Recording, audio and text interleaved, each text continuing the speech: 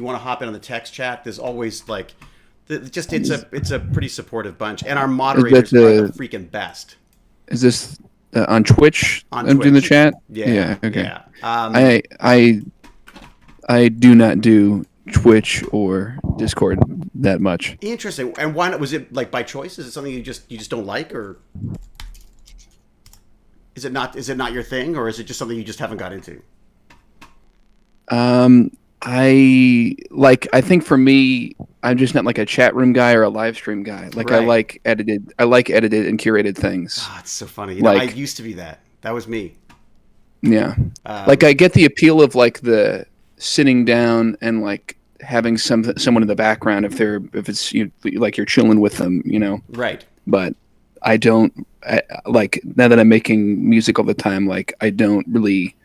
There are less and less activities where I sit down and am chilling and want to listen to someone like talk about something. It's funny. Like I find it's the only way to chat now. Like I find I find that otherwise I talk to people, I get so excited about what they have to say, and I never get around to sharing it. So I find that this is just a great way to just basically sort of share the experience as I'm learning it, if that makes sense. That's how I. Yeah, I mean, it's definitely evolved. My connotation is still very gaming based when it comes to streaming, but right. Yeah, Baz definitely. It's funny, Baz. Would you say it's safe to say you have almost like a different way of speaking when you're in the games than you do in life? And I have to sort of go, hey, Baz, come back to reality. He's got starts talking to me like a gamer, and I'm like, I can't keep up. That is true. It is. Are you the same thing, Wolf Pup? You do the same thing? I don't regularly say pog as much as I do when I'm gaming. What the hell does pog mean? I always say pog. What does it mean? It's like just like poggers.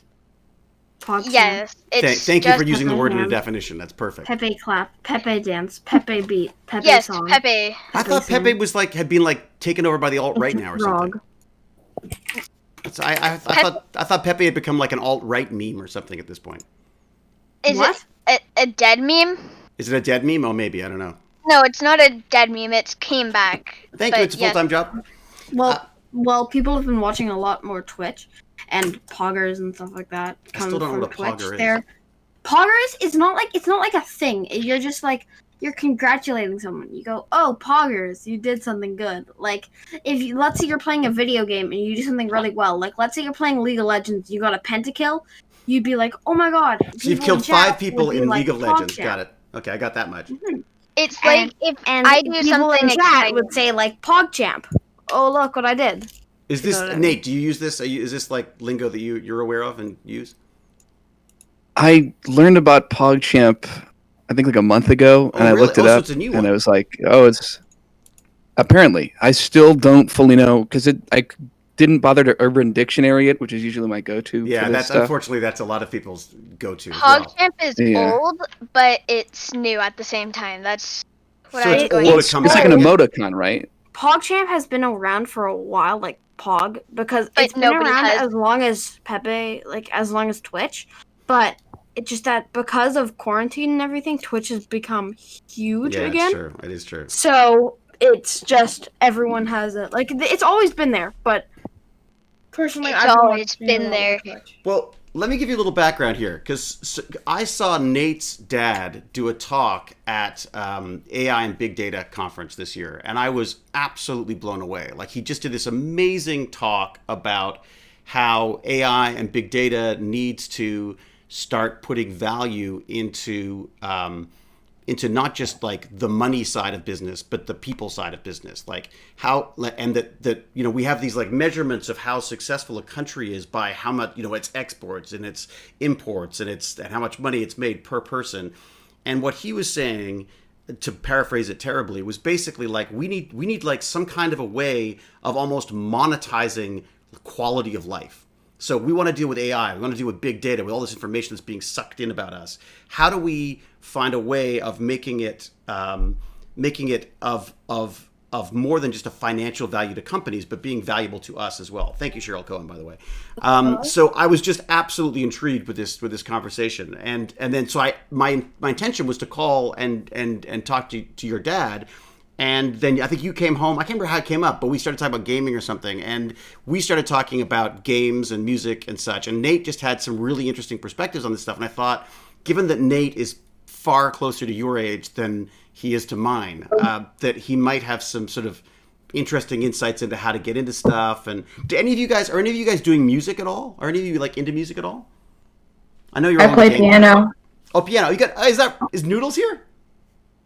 Yes, also hi. Hello. This is Hello. Noodles, Nate, Noodles. We're building a PC Nice for to meet Noodles right now, very soon. Because you know why? You said Noodles? you're building a PC? Is that what you said? Yes, I am. In fact, Nice. the plan is this: we build it. I had forgotten to get memory, but check it out. Yeah. Got it. The unicorn vomit memory is here.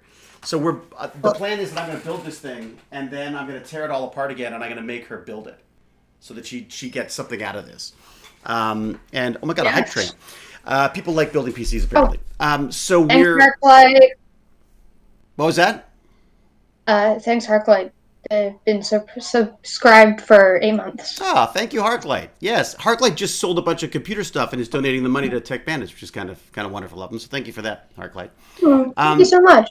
All right, so let's go back to Nate here. So Nate, we were talking about gaming, we were talking about music. You like introduced me to some music that it's a weird thing. It's like I can't say I like it, but I respect it. If that makes sense. Is that? Yeah. That's a lot of music. Yeah. No, that makes sense. Let me get. I put some notes together. I don't know, Noodles. You're the only one who ever reads it. Did you get the notes today? Probably. I haven't checked the Gmail yet. Okay. I've been doing online. I had school today, right? Online school. So. Oh my god, you must be exhausted. Not really. Actually, you sound way more awake than you usually do after school. Normally, you sound way more tired. Yeah, because I wasn't socializing. Oh, I see. It was weird getting back to it, wasn't it? I saw Baz struggling with it today. All right, let me. It was actually not that bad. It wasn't awful. The raccoon's great. You We're like actually that? this same. Sorry, Go ahead.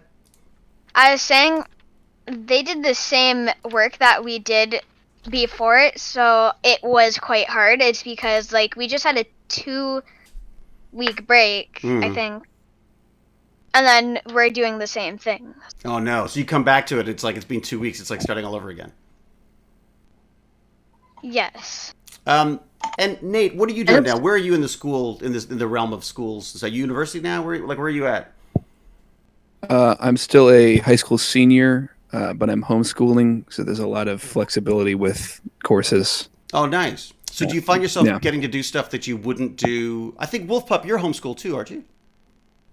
I am not homeschooled. I go to school, but I'm being homeschooled at the moment because Right. of the pandemic. Of course.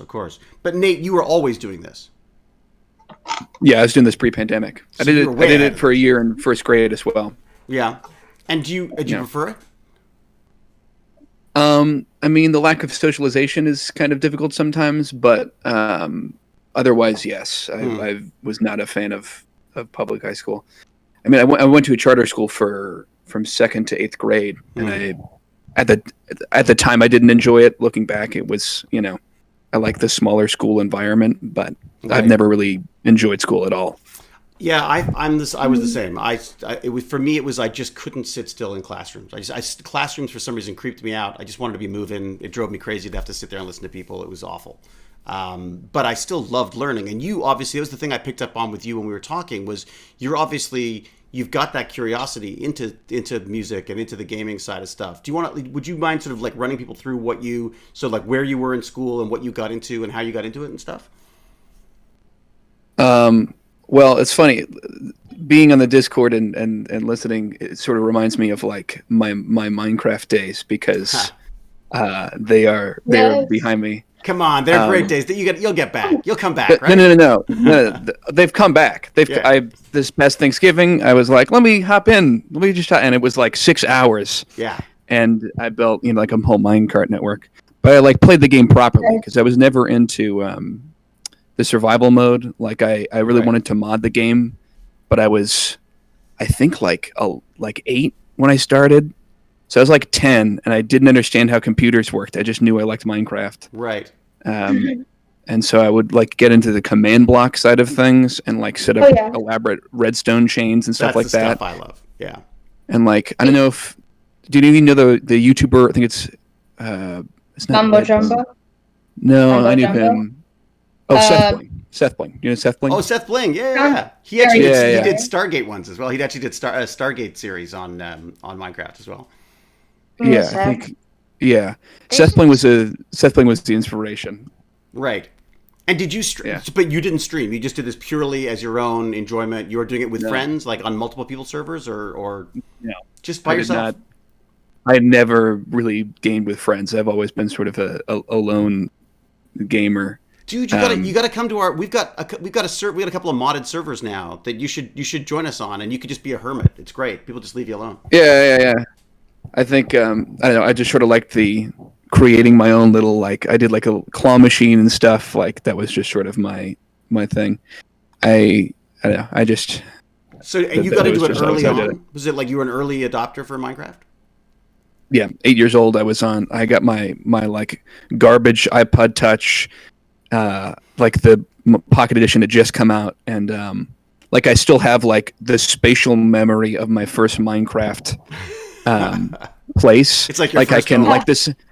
Yeah, the same way you can like close your eyes and you're like, okay, here it is. There's the kitchen. There's like I can be like, okay, here's the like cascading waterfall and the weird cavernous like no gravity cave thing. Yeah. Do you guys find that as well?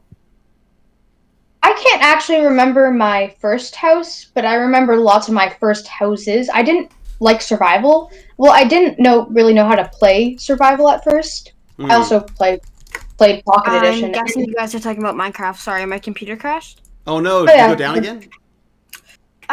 It can't. It can't be anything to do with the fact that I built it. I'm sure. Right? Yeah. What happened? Is it just totally. Just power, Baz? Was it just power? I don't know. It just freezes. Like it's all about this all drama today. It's like if it's not bot attacks. We'll have to talk about that later. But okay, so sorry. So Minecraft. The other thing that was great about Minecraft. Now tell me, you must have been influenced somewhat by the music in Minecraft. Because that's a gorgeous. No? People are really into that soundtrack. I don't get it at all. Really? Oh my god! Yeah. I just thought it was so relaxing to me, and creepy. Yeah, I don't know what it is. Like I've listened to it by itself in the game. Like I always muted it and would like listen to old school R&B or classic rock or something. Like I did not listen to it. So where does your musical taste come from then? Are you being influenced by parents or by other people in your class? Like where does your musical influence come from? It definitely started from my dad.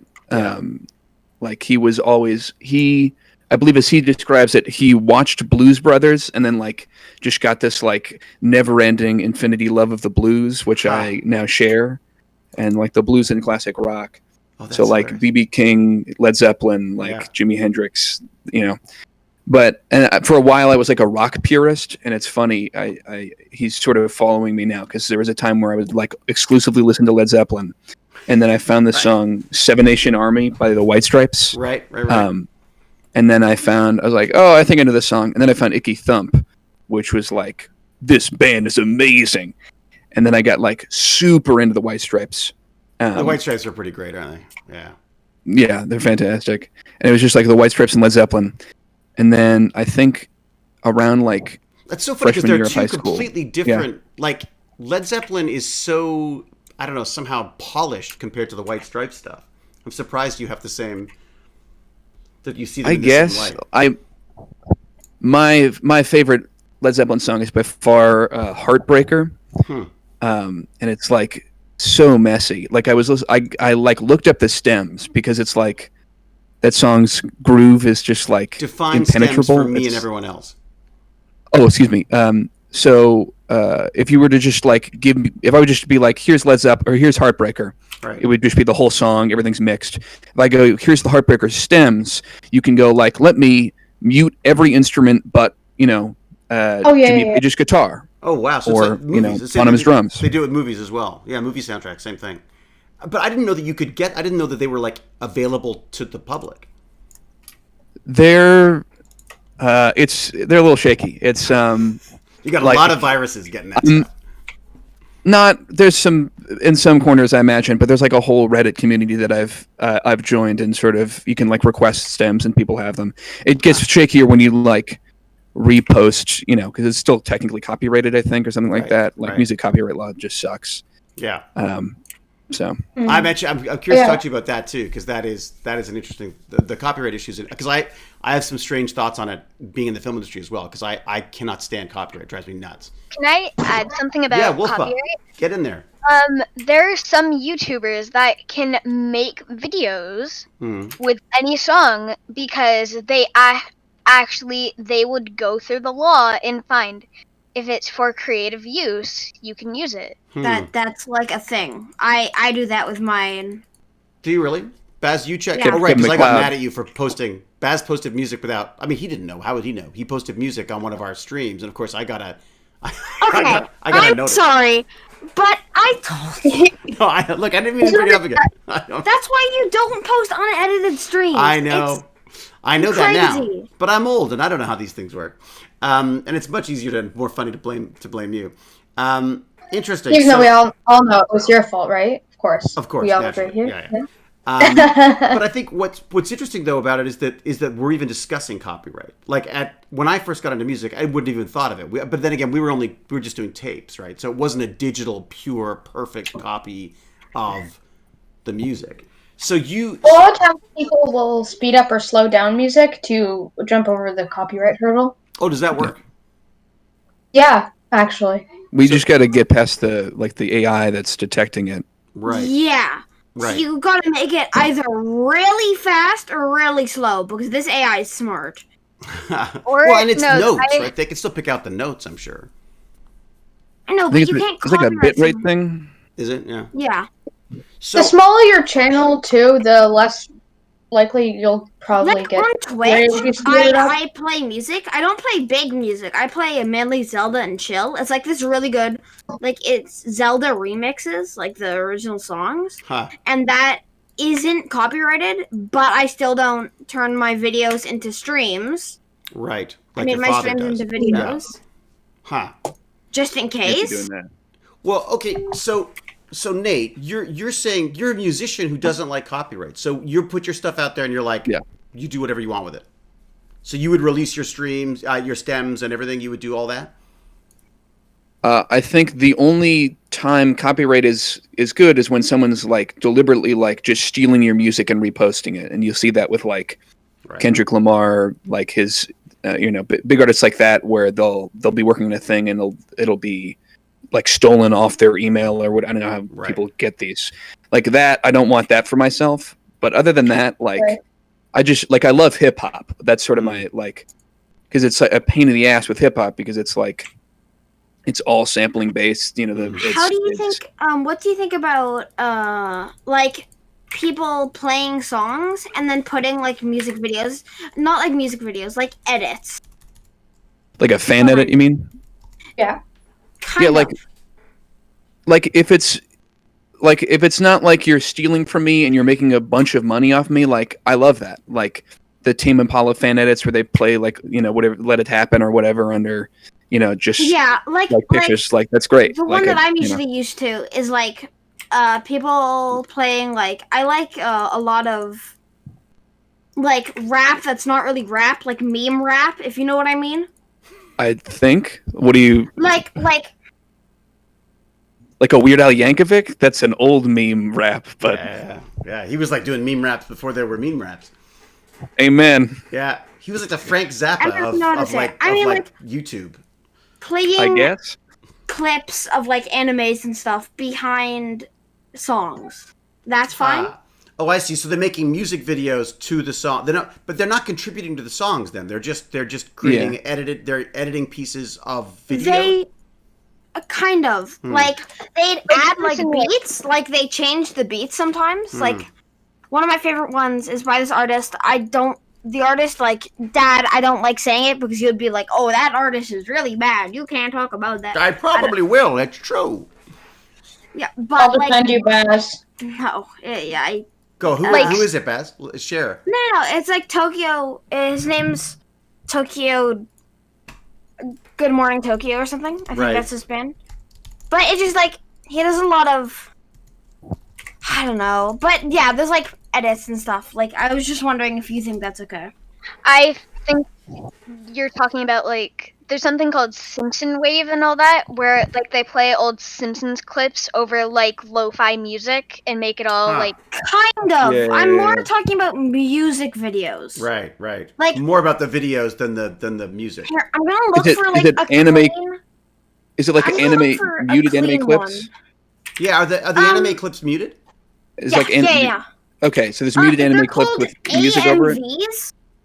It's like a picture. It's like a bunch of pictures. Like it's sort of like having a video collage This one's clean. of a certain anime or Okay, a certain. I didn't know if this one's clean, but this is like my favorite anime edit. Oh, I'll then put in definitely Test post Bandits it. Live. So you've got one. So you've got a clip. Maybe don't wait 1 sec. Let me listen to it before you play it. Yeah, probably a good idea. It's like we're all to grown-ups. explain it. It's sort of like having a slideshow of pictures from like an anime or a TV show you like. Oh yeah, or no, that's not clean. Sorry. That's a right. type of YouTuber or something, and you put like music to the back of it and like transition the slides in cool ways. So that's basically what it is. And I think Baz is asking, are you okay with that? Like someone putting your song behind one of those edits? And you'll be held Yeah. to this, I'm sure, Nate.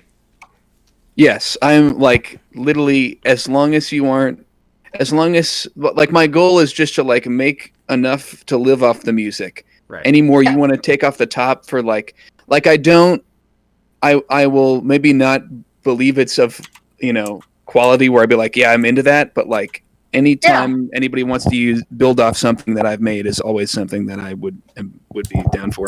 Well, and the idea as well is that the more people who hear your music, the more people that like your music, the more Sure, they sure. support you in other ways as well, right? I mean, Yeah, I guess I did think of one other. The only other qualm I have is probably advertising. Like, right. I've really gone back and forth on music and advertising because it was like on one hand, I think I found like the Black Keys through that, or like some Childish Gambino song where I was like, whoa, this song is amazing. Thank God it was in this ad. Because it was in an ad. You found it because it was in an ad. Oh, wow. Yeah. Because I was like, there's some on what's the album called? Because they do those terrible kind of rip-offs that are like close enough for it is the song, but it's not. Yeah. Yeah, sometimes they'll bother to like Super Bowl ads or whatever. They'll bother to buy actual songs. I think my problem with it is like YouTube ads, especially. There's like you'll see them ad nauseum to the degree where like I hate everything about this ad. Yeah, like I hate it viscerally because and I don't want to be associated with that. So it's like, do I risk exposure, but like a deep hatred through association, or not bother at all? Like some songs that I listen to, I found through like, I don't know, like an animatic. So it's like an animation, but with less frames and not like. Yeah. And some songs I found through that, and I really like them. And sometimes when I listen to them, I think of, especially good, like I like those animatics, so I like the song. Do they credit? So, do they credit the songs as well? Like, can you find the songs when you watch these animatics? The ones I watch. Look at Me. It's an AMV of the Ninja War and Naruto, but with Look at Me by XXX. All right, great, thank you. So people can get an idea. Now, the people I watch usually credit people, and I think that's an important thing. Like, especially lo-fi music. Is that what you listen to, or what? Hang on, Baz. 2 seconds. Let Noodles finish.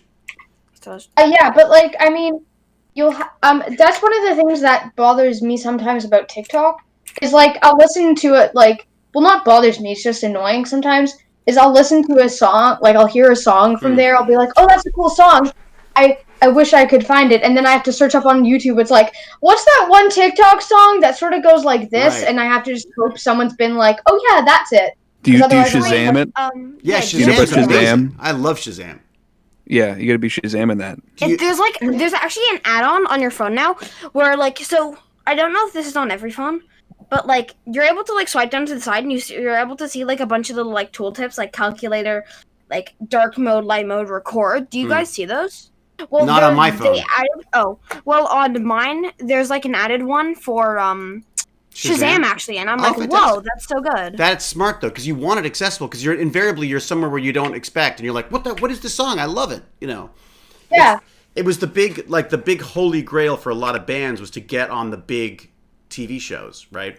Because they would get huge residuals because you get paid every time it was on, and you just get these audience of people who would discover your music. Like we had friends who were courted by what is it? The Creek, whatever that Creek show was. I can't remember. Schitt's Creek. Dawson's Creek. No, it's Dawson's Creek actually. Yeah, but yeah, Schitt's Creek had some neat ones on as well, for that matter. Was it Wheatus? Wheatus was on there too. That's right. Yeah. Yeah, because that's the reason I know of whatever her name is. Noelle. What's the Teenage Dirtbag? Every time I looked at Teenage Dirtbag, yeah. It's because of Dawson's Creek. Song. It's not because of Dawson's Creek. I should probably watch that. It's just whenever I look it up, it's the. I don't know that you have to, but yeah. That's where it comes out. I got it. I have to watch it. Yeah. Well, one of the teachers I worked with 1 year when we were doing TechBandits sort of live at the school. I think it was his son or his daughter actually went to school like in Dawson, like went to find Dawson's Creek because of the show, went off and found the place that they filmed it and went to university around there and did completely change their lives because of it.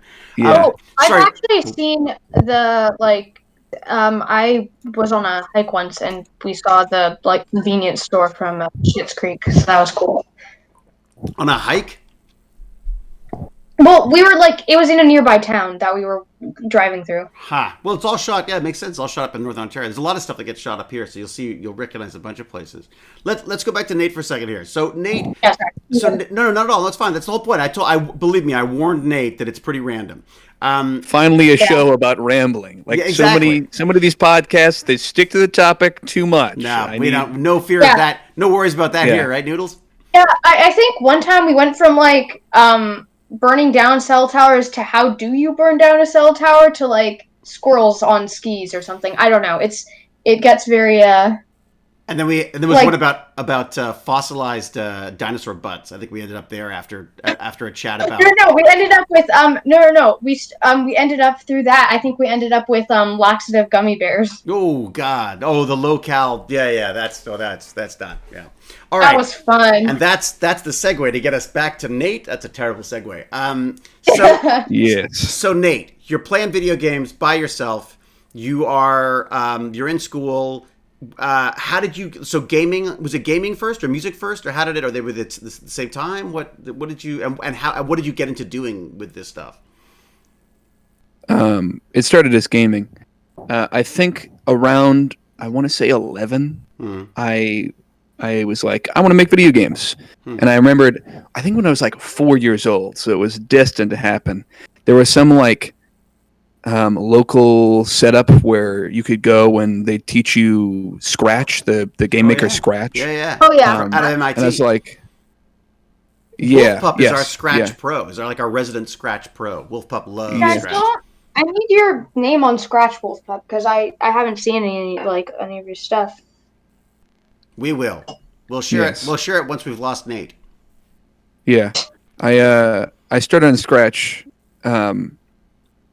And I made my first game, I still remember, was just you could press the down arrow and a knife would cut a watermelon because that was just the stock assets they had in Scratch. Right. Very proud of that. What do you think, Wolfpup? Can you do that? Most likely. You could do it with a slideshow. It's not a difficult game. Right. But my second game was Watermelon Zombies. Which I couldn't figure out how to make the watermelon shoot in the same. I never looked up a tutorial, because you could read press this to start, do this to do this. It was all trial and error and exploring the program because that's just how I like to do it. So there'd be things if you compare that to how I would teach programming or how someone else would teach programming, they'd probably start with a variable. They'd probably be hey, it's algebra, a little bit different. It's a variable. Right. Whereas I did not know what a variable was. I had been programming for a year and a half and did not know what a variable was. Perfect. I was doing some gladiator game where I needed to have the health be counted. And I was like, how do you do this? Yeah. And sort of variable. If this happens, then this happens, Well, the variables are where you would store that information, right? You store information in the variables. Yes. Yes. But that's neat though, because I think that one of the I think that's a good thing though, because I think when you're forced to figure out for yourself if you've got a goal in mind when you're programming, I think it helps immensely. When it's just a class and you're like, do this and you don't know where it's going, it's of no use to you. But if you like, I want a freaking zombie watermelon game, you're more pushed for that stuff. Neat. Well, because a lot of, I know Baz is a big fan of like video tutorials, but you're saying you would much rather just sit down and work that out with the what was there. If the program, like that's how I learned. I'm sort of sad because Google killed Flash, which obviously all the Flash games are gone. Don't tell Wolfpup you said that. Wolfpup is very happy to see it go.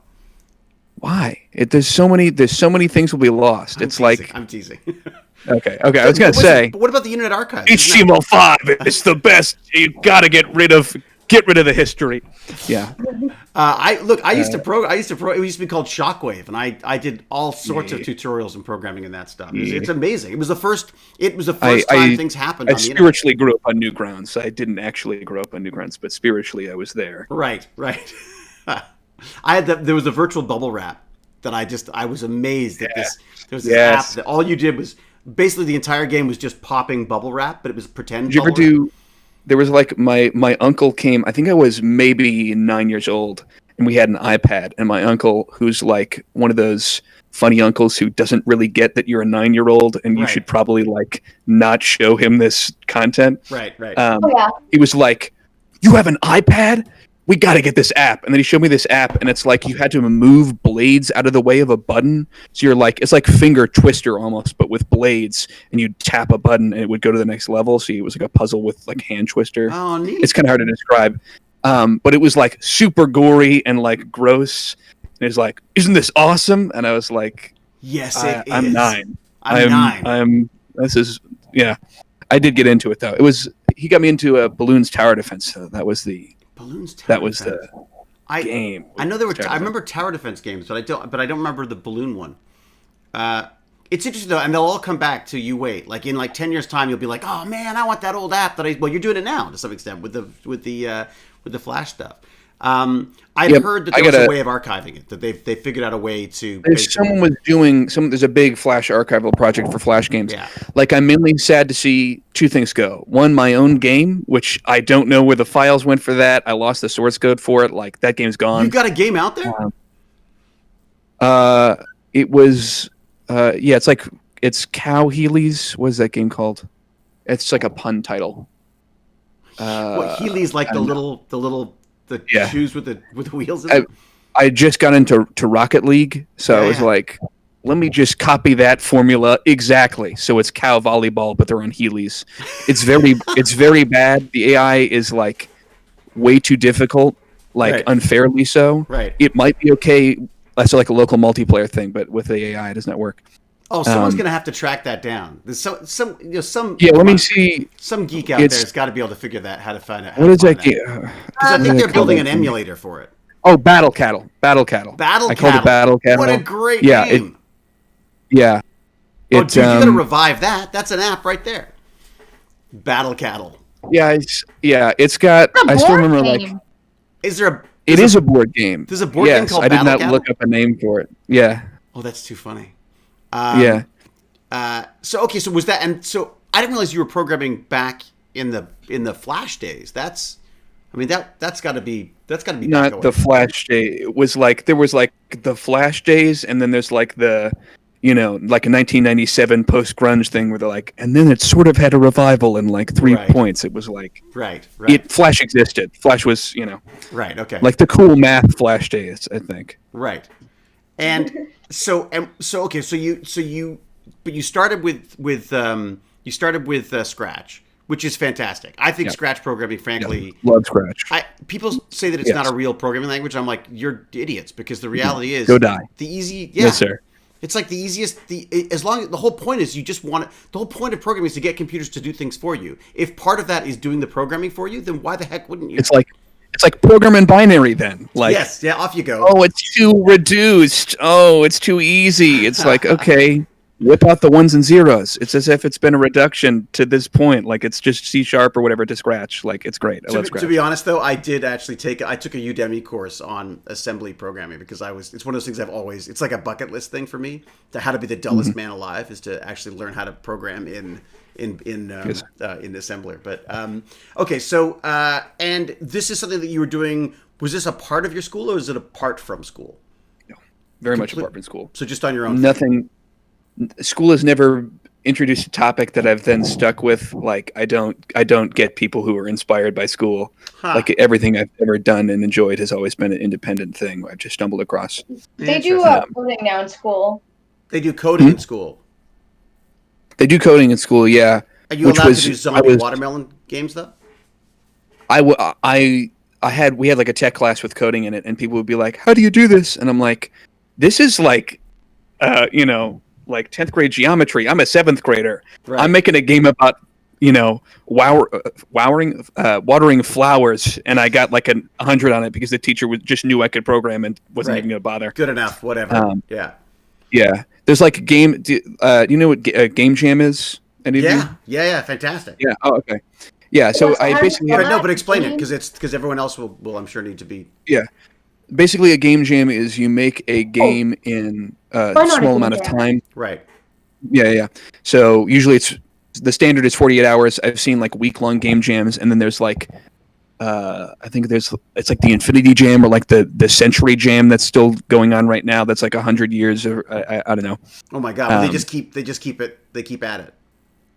Yeah, and I want to live. I want to be born at its start and then die at its end, and have been working on a game until then. But it's like, right. That's. Let's not hope for the demise. Let's hope that. I'll do like the Boyhood movie tie-in game or whatever, where I'll work on it 1 year. In real time. Yes. Slowly it gets like slowly the graphics get better. Well, you'd hope. Yeah. Well, there's like one point where you're like, why does this is like VHS, like old real-time game footage, and then it's like, you can't like tell the difference level VR quality or whatever. Oh, really? Yeah. How advanced have you got into this stuff now? I mean, are you spending what is your focus right now? Your primary focus is music or gaming, or do you not make those kind of distinctions? At one point I was trying to balance both. Right now I'm finishing up my album. So I sort of switched over to focus on that. I've shared in the show notes. I've shared your band. What do you call it? Bandcamp. Yeah. Bandcamp, right? Which I'd never heard of either. It, as a platform, it's like you can actually make money doing it and stuff, right? You can actually sell. So everyone go and buy an album. It's worth the money. Please do. Even if it's just to support, his gaming. Or don't. Just follow me, download it, whatever you want. That I'm allowed to apply more pressure. You have to be nice. I can just say, just go buy download it. Buy it. Give me money. Give me money. Yeah. So Bandcamp. Yes, it's called Bandcamp. Do you know what like itch.io is for games? Oh, .io. Yeah. That's the indie game area where indie games go. Yeah, so think of like iTunes is Steam, or Steam is iTunes, and then itch.io is Bandcamp. That's sort of my comparison. All right. It's sort of cool. like You have 2 songs on it right now? Yeah, it's the 2 singles that are out right now. It's really neat stuff because I mean again I'm always nervous because I realize that there's a tendency for quote unquote grown-ups to see what younger people are doing and go like, oh my God, and because we're just not in that world, it was much more complicated for us growing up, so I don't know what the normal is on this stuff, but it just seemed like some really complex, I mean, just it seemed incredibly mature stuff. I was blown away, and also the other guys that you were suggesting that we had a look at, which again is in the notes. Black Midi. What's the notes in? Did you listen to Black Midi? Oh my God! I don't get it at all. But at the same time, I never got I got into punk, but it was always much more melodic punk to me. But it reminded me of sort of like Radiohead when they go and do their experimental stuff. There's like they go off in their I'm like a top 10 guy. I'm like a teeny bopper. I'm ridiculous in my musical taste. I have the most immature musical taste. I mean, you know, I love Radiohead. I believe they were my top listened to artists on Spotify. Were they? Oh, there you go. Noodles, I'm going to share the link again. It's in the. I have the link right. Oh, I was just going to say I can share the link too. I have it. Oh, do that. Okay, great. Yeah, if you want to share that, why don't you share the link to Nate's stuff so people can actually listen to it while they're. Stuff? Okay, yeah. Let me grab it. And then you should look at. Are you on Spotify? I am. Yes. You look at you're on Nathaniel Spotify Philip as well. I didn't know that. Yep. Oh, cool. Yep. I should be on Apple Music as well. I just posted a link to Bandcamp. Fantastic. Thank you, Noodles. Bandcamp. Thank you. This is why you give me the ability to post links. Exactly. That's right. It's not just to insult me. Baz, how you doing? You okay? What's the name of your band? Sorry, my PC crashed again. But yeah, what's the name of your pod? What's the name of your thing? It's if you look at Baz, if you look at the link in the you don't have the chat link? No. Noodles, could you send it again? If you're on Bandcamp, look up Nathaniel Philip or Nathaniel Philip Pelamali. That's one of the song names. They're in Baz. They're in today's show notes as well on the site, so we can have a listen. Okay, great. We can blast them while we're making dinner tonight. We actually Baz talked me into Spotify again. I'd sort of gone off Spotify, and we've come back to it now just because they just seem to have a better collection of stuff than most of the other. Spotify's the best. What were you using before? Are you Apple Music or Music. Are you still paying for music like a loser? I know. No, we were for a long time. Jane, my wife, insists on keeping all the DVDs, the CDs that we have, and I'm like, why do we have? I'm CDs? getting into vinyl now. Yeah, I'm getting into vinyl now, so I get it. Yeah, vinyl was such a pain in the ass. I love it. Really? I've been thinking about it. I was like, we're watching. My family was watching Bridgerton, and they were like at a concert, and I'm like, I have not been paying attention to the show at all. Neither have I. I keep stepping in once in a while. It's too romantic for me. I don't. It's like. It's just, you know, all the language is just like, would you like to go to the thing today? And it's like, just say you want to go to the park. Like, I don't know why it needs to be so Father, eloquent. would you like to preamble with me to the corner? Yes. Yeah. People are. It's pretty great. But the musical stuff in that is interesting, too, because they take popular songs. They're doing like, it was one of those like. Yeah, like Ariana Grande was done. I was like, oh, it's a period piece until, you know, yeah. But I think for me, there's never been a point in my life where I've like sat down just to listen to music outside of like a concert or like a rare occasion. Like I'm always doing something while listening to it. First concert. But with vinyl, like. What was your first concert? First concert was the Clockwork Angels Rush tour. I was maybe 7 years old. A good old Canadian band. Yes, sir. I got secondhand high and fell asleep before they played Tom Sawyer, which was the only thing I cared. The only Rush song I knew was Tom Sawyer, and I loved it. But I fell asleep before they played it, and so I just got like the clock. They had like a bunch of weird like stuff. It was too prog rocky for my 7-year-old brain to comprehend. Oh my God, you were 7 at a Rush concert. Holy wow! Yeah. Somebody called Child Services. It's funny because as a Canadian, I freaking hated Rush because it was just, I was like, they can't be any good. They're Canadian. You know what I mean? And also, again, it was too kind. Yeah, that's it. But Neil Peart was the best drummer as far as I was concerned. Because drumming was that was my interest. We don't have Bag of Chips here today, do we? Because Bag of Chips is drumming. Actually, Bag of Chips is doing like a drumming audition, I think, today of some sort. Really? Yeah. I can play. I can say I play piano, a bit of clarinet, and I'm very proud to say I am very bad at recorder. I'm really bad at everything. There was a period in my life where I knew how to play Mary Had a Little Lamb, and it was a good period. I could do green sleeves. I could do green sleeves on the recorder. But anything that drool comes out of after if you play it too long just doesn't work for me. It's not my instrument. What are your instruments, by the way, Nate? What are you using? What are you playing? I've been playing drums, I think, for about 7 or 8 years now. Wow. So that's sort of my main instrument. And then I started playing guitar and electric bass like 3 or 4 years ago, and then I've started to get into harmonica as well. My friend plays harmonica. He's got a mean harmonica player. I'll send you some links. Yeah. Actually, he'd be a fun guy for you to talk to. I have a friend. You might know him, David, but I won't say his name.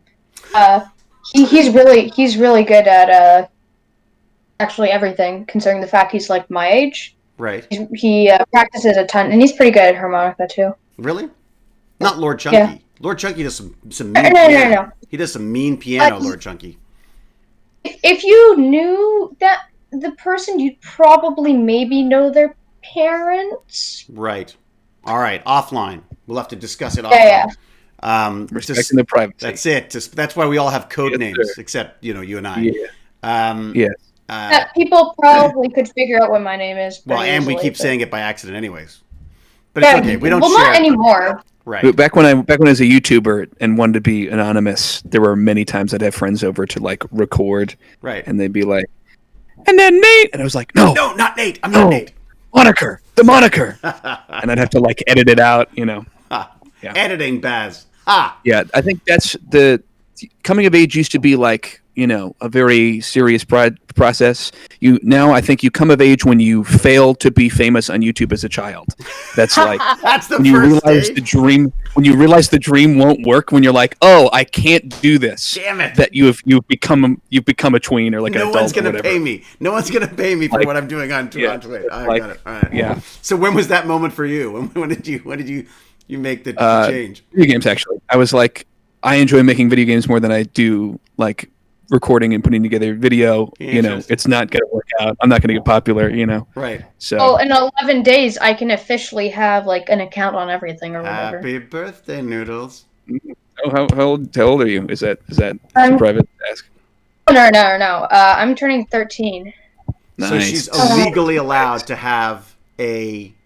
Well, you're legally allowed to have like a YouTube channel now, right? Yeah, and like I don't. Baz think had one for like it's 4 years by then. Or the Baz was like online. Baz was like streaming before. I can't even remember. Oh yeah, but he was using your channel. Now he has his own, right? That's true. Yeah. Well, okay. I mean, I was using my channel. Fair enough. Sorry, I get really priority over channels. I was using my channel. We moved over together to the one channel. Originally, I was just streaming by myself, and my dad would watch me while I was cooking dinner. Just to make sure that no one, because I didn't understand it. Dad started publishing it because I told him, streaming would be a good idea if you wanted to do TechBandits. So he was using my channel until I was old enough to use my own channel. And then he wanted his own channel. Then he flung himself out of the nest. Well, only because I didn't want to disturb your nerds by my gaming content. Disturb my nerds. Yeah, hear that, everybody? You didn't want to disturb the nerds. Do not disturb the nerds. Well, I think the worst insult I've ever... Like, Netflix movies and how sometimes the bullies are just stupid and it's like, why are you scared of this person? They are so stupid. Does that make any sense? Because they just have the worst insults ever. Right. Yeah, it's like why are you so like nervous around this person? They literally are calling you a stupid head. You're in like ninth grade. Yeah. Right. Yeah, it's like I'm offended. It's like you just need to have your mom make them a second PB&J and give it to them. And they're like, "Oh, they were hungry." That's why they were mean. They were just hungry. Well, and it's also insults. Kids' insults written by grown-ups too is always quite humorous. Oh my god. Yeah. Sometimes I don't. Sometimes when when in school when teachers would show you like those plays, they're like, "Oh, it's about kids like your age, you're gonna love it," and all the kids act like kindergartners, and it's like this is not how I act. This is not how any of my friends act. This is how people in grade 2 act. Right. This is how 30-year-olds think or 50-year-olds think that kids act. It's true. It walks a line. Sometimes I'm more annoyed with because I'm like, is this what adults think I act like? Because that just makes I'm just now. I think a lot of parents, a lot of kids, a lot of sort of grown-ups don't even think about it. I think they just assume that. I hate it when people assume all children are stupid, because most of the time children can be very much smarter than adults, and sometimes adults don't realize it. Shockingly so. Oh yeah, so shockingly. But and sometimes adults don't realize that, and it really gets me annoyed, because it's like you're treating me like a baby. Because why? Because I am like 20 years younger than you. What does that have to do with anything? It's funny. It depends. I mean, I feel like look. This is actually a good. Sorry. What was that, Baz? I was gonna say age does conform to knowledge. Like it's been age equals, in my opinion, unless you're Me. not. No. But like age, no matter really what, age means knowledge. Like the older you are, the more knowledgeable you are. Well, you've seen more things. That doesn't necessarily mean you've learned anything from them. I think I would equate age more. Do you want to go? Go ahead, Nate. Go, yeah. Okay. I was going to say I would equate age more to experience than I would like knowledge. Sorry, that's what I mean. But like experience can also mean knowledge, because like Yeah. Well, I would just mean like, especially growing up on the internet, like, and with the level of media that is going into my brain and went into my brain as a child constantly 24/7, like. My parents tell me every day that I knew more about whatever politics, media than they ever did as a kid. And so I have all the book knowledge, but the life experience, I think you can really only have through age and living a life. I think this is only going to get more extreme. Like you're going to see more and more how is that 9-year-old know so much, or how are they so good at painting? And it's it's the internet. Yeah. Like they're not going to be able to go into a restaurant and seem mature and be an adult and be seen as an adult, but they can paint fantastically because of the internet. It's just consolidation of media. This is what TechBandits is about. The whole idea of TechBandits for me was this. I saw a lot of grown-ups saying "Oh my God, they're a prodigy," and I'm like, you just as long as I'm interested in something, I'll look it up, and I think that's always applied to me. And you're a perfect example of this, of someone who just, you find your own way, you find the things you're interested in. And as long as you have that curiosity, you now have the internet to explore any part of that you want to. Yeah. There was a couple months ago, I wanted to learn about how computers stored data. And it was I was I'm going to go to bed early tonight. And it was I went to bed at 4:30 or whatever because I was up for 5 hours watching. Rabbit holes are the best and the worst. Technical rabbit holes. Well, you want to go down a really interesting one about data storage. So one of the guys, another guy I was talking to who gave a talk that I liked, he invests in companies that are or works with companies that are using looking into DNA as a form of storage, because DNA is so good and robust at storing data over millions of years.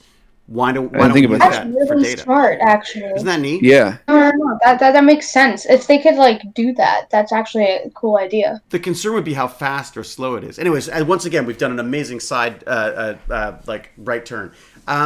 Nate. Okay, back to Nate. Nate is yes. Okay. So you're online. You're looking stuff up as you need to. The gaming. You're saying gaming sort of took a backseat to music. Why? Just because of circumstances or interest, or what was the? Well, I think for me, I always still, even within the game development outcast, it's already an outcast space. I felt further why don't I click with these people? And it took me a very long time to realize that I like art and I like the artistic side of video games and the creating a thing.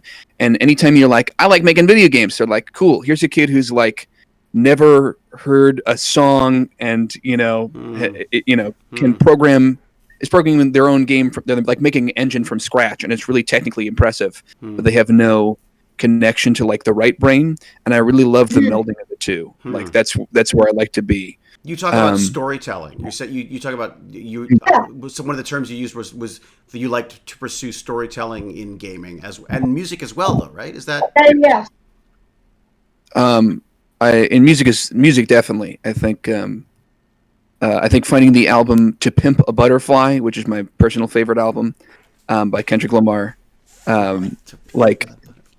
it's absurd, but if you don't want to listen to, it's like an hour and 16 minutes long. So if you just want to be like one of those, yeah, right. Well, if you just want to be like, what was going on? Listen to the last song, Mortal Man. Right. Kendrick Lamar has a conversation with Tupac Shakur, who was dead, as if you weren't aware. But he was visiting Nelson Mandela's like prison thing, where like Nelson Mandela was like doing his garden or whatever, and he was really inspired. And then someone was like randomly, "Hey, Kendrick Lamar, I don't know," like they didn't know who he was. They're like, "I have this exceedingly rare Tupac footage. Like nobody has ever seen this." And it was like the perfect thing where he could sort of ask all the questions he had to Tupac, who he sort of sees as a mentor. Oh, wow. Wow. And so he answers it to the best of his ability, but as the song progresses, you realize like, he's still talking to himself. Like he can never really get the answers he wants from Tupac. It's exceptional. Just like the storytelling throughout that album, like sort of like the same way, people were blown away by like the Dark Side of the Moon, where they're like Pink Floyd, yeah. There's sounds in between the songs so that they flow. Like that's sort of the storytelling in Dip and Butterfly. I think it's just a progression of like the concept album, like the art, and there's a bunch of really catchy songs. The Beatles? Yeah. I mean, because I remember the Beatles were doing that stuff, but was anyone else doing that before them? Almost certainly, yeah. It must have been. I mean, almost everyone's because but the Beatles semblance of that I remember would be the Beatles stuff. I mean, the Beatles, like to their credit, like people always associate them as like the pop rock thing, but like there were two people using the Mellotron back when it first came out. It was the Beatles and Captain Beefheart, from what I've learned. And Captain Beefheart is just like insane blues guy, like underground, like he's like a cult classic guy at this point, but like nobody was doing it, and the Beatles were like, "Yeah, we'll do this experimental." Like, it'd be fat, if you listen to like, if you listen to like, I'm the Walrus, like, it's such a like there was such a weird like genius. It's really catchy, but they're like actually pretty experimental. If versus, I mean, they did like Get Back and stuff, were very conventional but still very catchy. That still, You sound like you sound like you're delving into the history of the music as well. Like, is music history something you're interested in? Definitely. Yeah. And is that again something you're researching yourself, or is that something that, like, I mean, you just as things occur to you look it up type thing? Just YouTube. Yeah. There's like I got into Nirvana, for example, just through YouTube. God, and I love that like band. Watching interviews. Oh, I loved that band. I mean, not a big fan of him by the sound of it. I saw the documentary. There was a sort of pseudo documentary thing that they did. Is that the HBO one where they have all the shots of like him and Courtney Love in a bathroom? Yeah. There's a lot of that, and a lot of like animated stuff. They did like these weird animations and stuff. And I like that style of animation, but the whole thing, like, it's just such a sordid. After a while, there's only so many fabulous disasters. I mean, my big frustration with all these guys is I'm like, you know what? It takes a very unique and brilliant person to write and perform music. Anyone can become a drug or an alcohol addict. You know what I mean? Like that's open to anybody. Sure. Like I don't understand the glorification of this sort of side of stuff. Yeah. Well, I think like I think it's that people always talk about the glorification, but it's like connection for me. It's like if somebody who is this talented, who can contribute to my life so greatly, is also feeling the same pain that I am, like I love that, like the times when Kurt has been like, I was an outcast or I was a loner, or there's some specific part of my life that was very difficult. And he really and was. Also I make this, and he was like, he was not a poser at all. Like his life sucked. It's sort of like, oh, awesome. Or not awesome, but like, I this person who, maybe I feel worthless, but now not only am I connecting to this person, but I'm connecting to this person who has contributed massively to society and to me and to people I know. Like there's a weird connection between art and pain. Yeah, there's definitely glorification, but like I think it's just sort of the like beauty from pain sort of thing. Like that's what that is where beauty is derived. What were you gonna say, Noodles? The best music is music through like your own experiences, right? So like a happy song, right? Like that's from like a happy experience you've had, or like you said, like a more sad or deeper song would be from like a more painful experience. And like it's just cool that you can like connect through music and how music can tell a story. Like in movies and stuff. I watch this one channel sometimes, and it's basically explaining like how this movie's music literally spoils the entire movie, or how makes it. this TV. Is that the Suicide Squad one? Is it? No. It was one of I think That didn't need any help. I haven't seen it, but Sweeney and Todd. Oh, Sweeney Todd. Oh yeah. I don't think I've haven't watched that, but I haven't actually seen that video, but I've seen that it's like this spoils the entire movie, but Really? it's I don't remember sort of that. great. Oh, I'll have to see that. That's interesting though. Yeah, the music stuff is. I love like watching Star Wars without the music, and you're like, it's just so awkward and terrible with wrong music. Yeah. Oh Or yeah. like have you seen the Friends without the laugh track? I love that. Oh really? No, I haven't done. That's It's like I see that. It's That's like- so funny. it's like what did you do? That's insane. Like that's the like long pauses. It's just it's waiting so funny. waiting for them to put that. We're gonna be laughing here. Yeah, it's like Right, like that's- Jerry, what did you get into at the store? Right. It's so dated too, isn't it? It was funny. It was sort of like like how all the like TV like the the Daily Show and the whatever, like how they at first when they moved to online it was a bit awkward because they didn't have the live audience to like I was laughing, so they do like these pauses for jokes and stuff. Yeah. That movie with There's John no, Oliver. there's no Yeah. like Same even thing. you know Stuart McLean. Stuart McLean. Yes. Oh, he's the best. He's But like the a guy, lot the of stuff- Canadian guy who tells the stories. Vinyl Cafe. If he's the guy And, I think like, of, he sort of talks with a bit of an East Coast accent. Yeah, with Dave.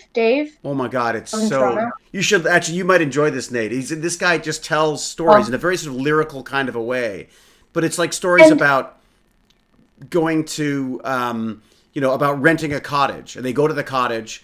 The deal is that they're going to go to this cottage and they're allowed to be there for free as long as they renovate their kitchen for them. So they can't find this cottage. They finally find it. They renovate the cottage, and it turns out it's the wrong cottage. Yeah, or like one of the thing is called like what I was saying that has usually the recordings are from live audience recordings, so the laughing like without that it would feel weird.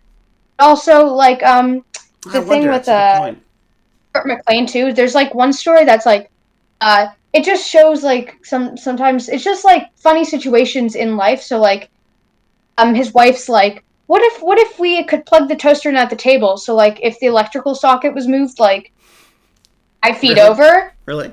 and then he like knocks like a big hole in the wall, and by the end of the day, like there's like a broken window and like an entire wall completely gone, like.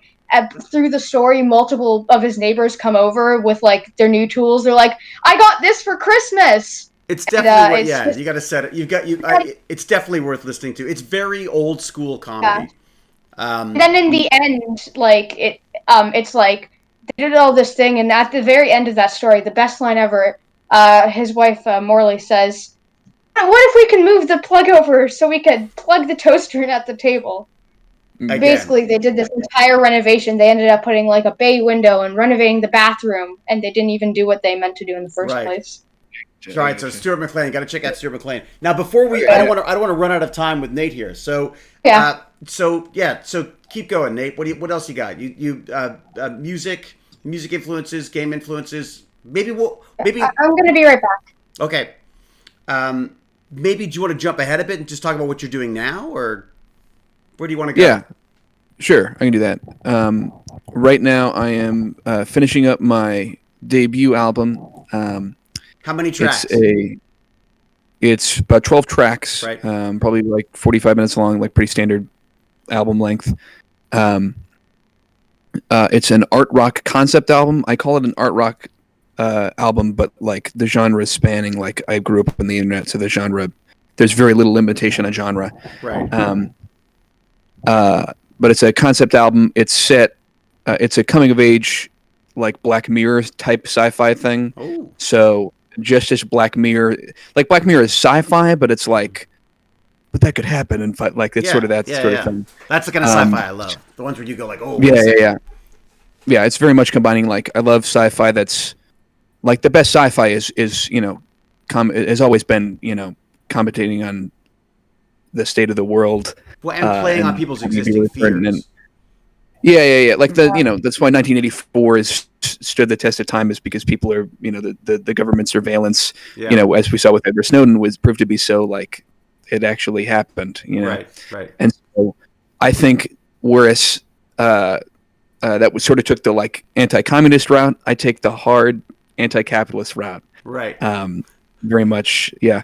I try to not make it like I think a lot of my problem with like anti-capitalist rhetoric at this point is, I don't know if rhetoric is the right word, but discussion is just sort of, I get very bored with it now because it's sort of like, hey, every problem in our society is capitalism. And I'm like, right. And it's like, that's, and it's sort of fun to be like, look at this. They're charging starving people to get poked with sticks, and then they'll give them a peanut. That's a business that you could, it's like, that's, yeah. Right. But for me, it's sort of like, okay, what are the subtle ways that manipulation has happened? So, for example, in the album, late in the album, two characters get addicted to. There's a company that develops a technology that allows you to see your own memories, and so, but you can view them as though you're experiencing them, like they're completely immersive as you are living your own memories, but they're from your own memory, your own head. So they've got a rose tint inherently to them, but nobody cares. It's this fun, like, ooh, view your memories sort of thing. But as time goes on, like two characters, the father and the son character, both get addicted to it.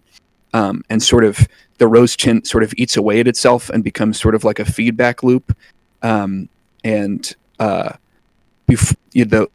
go back in the real world, and it's this really harsh, realistic, like, this isn't a vague memory that I had of my childhood where I got orange juice and it was fantastic. And so, they sort of want to go back to the very safe space of their own memories, but they're not quite their own memories because they're misremembered. Which we do anyways, as it turns out. Yeah. Yeah, I mean, pretty much. It's just sort of like, but here's this company who's going to commoditize it, and they don't really care about your well-being. That's such a neat just concept, though, because they're already doing that. I mean, like Instagram and stuff is basically showing this rose-tinted approach to, rarely do I post a picture of me and Baz having a freaking horrible argument, or that where I feel like I've been a terrible parent. You send pictures of you have the joyful stuff. Perhaps I did that intentionally. Perhaps that's it. Yeah. No, it's fantastic. I think that's great. Yeah. But wait, I think this is throughout the album. You do this? That's one song. That's one song. Oh my god! Wow. Okay. Yeah. For example, the song that's on the Bandcamp right now, "Hella Molly," is about parasocial relationships with influencers. I grew up on YouTube. Do you know what a parasocial relationship is? No. It's starting to be discussed. No, I've not heard it. Yeah, basically, it's a sort of one-sided relationship you get with, YouTubers or streamers or internet personalities. As like, we shift from a climate like, because even before the internet, like the climate was like celebrities and you knew actors, but they weren't like posting 20-minute long videos about their lives where you feel like, ooh, I know this person. Like you know them. Yeah. Yeah, and you'll see like it's you can be like, well, it's people can tell they don't know them. The times when they think they know them is are edge cases, but like, at the same time, there's still sort of this like comfort where you're like, I'm just sitting in a room listening to this person talk, like And so Hella Molly is sort of about again the commodification of that, but in a very subtle way, where this sort of personality is focus test into existence to be a personality of the lowest common denominator, not even like a product or like a bad song that's like going to appeal to most people. Like this is the most generic person you could possibly get to be comforting to a wide audience. Wow. Yeah. And so we basically see the main character is sort of watching these videos, enjoying it, chilling, and sort of are vaguely aware that they may be, there's like scandals or whatever, like this person is corporately contrived. Right. This isn't their personality. But they don't really care because it's kind part of the it's story. just sort of like, Yeah. That's interesting. it's like, so that's Hello Molly. The whole concept album tells a story. Those are essentially two scenes. So it's like a series of short stories about a world. about it's more like basically. The whole album is a movie and each song is a scene from a movie, basically. Oh, very cool. And how do you do this? Okay, so you sit down to write stuff. How do you, is it about discipline? Is it about inspiration? How do you, like, if one of our bandits wanted to get into writing music, how would they get into it now? How would they do, where they are now? To write music is like, I don't know. It depends on what kind of music you want to write. I started off doing like classic rock stuff. But there's a lot of different technology and things you could go into if you want to make specific type of music.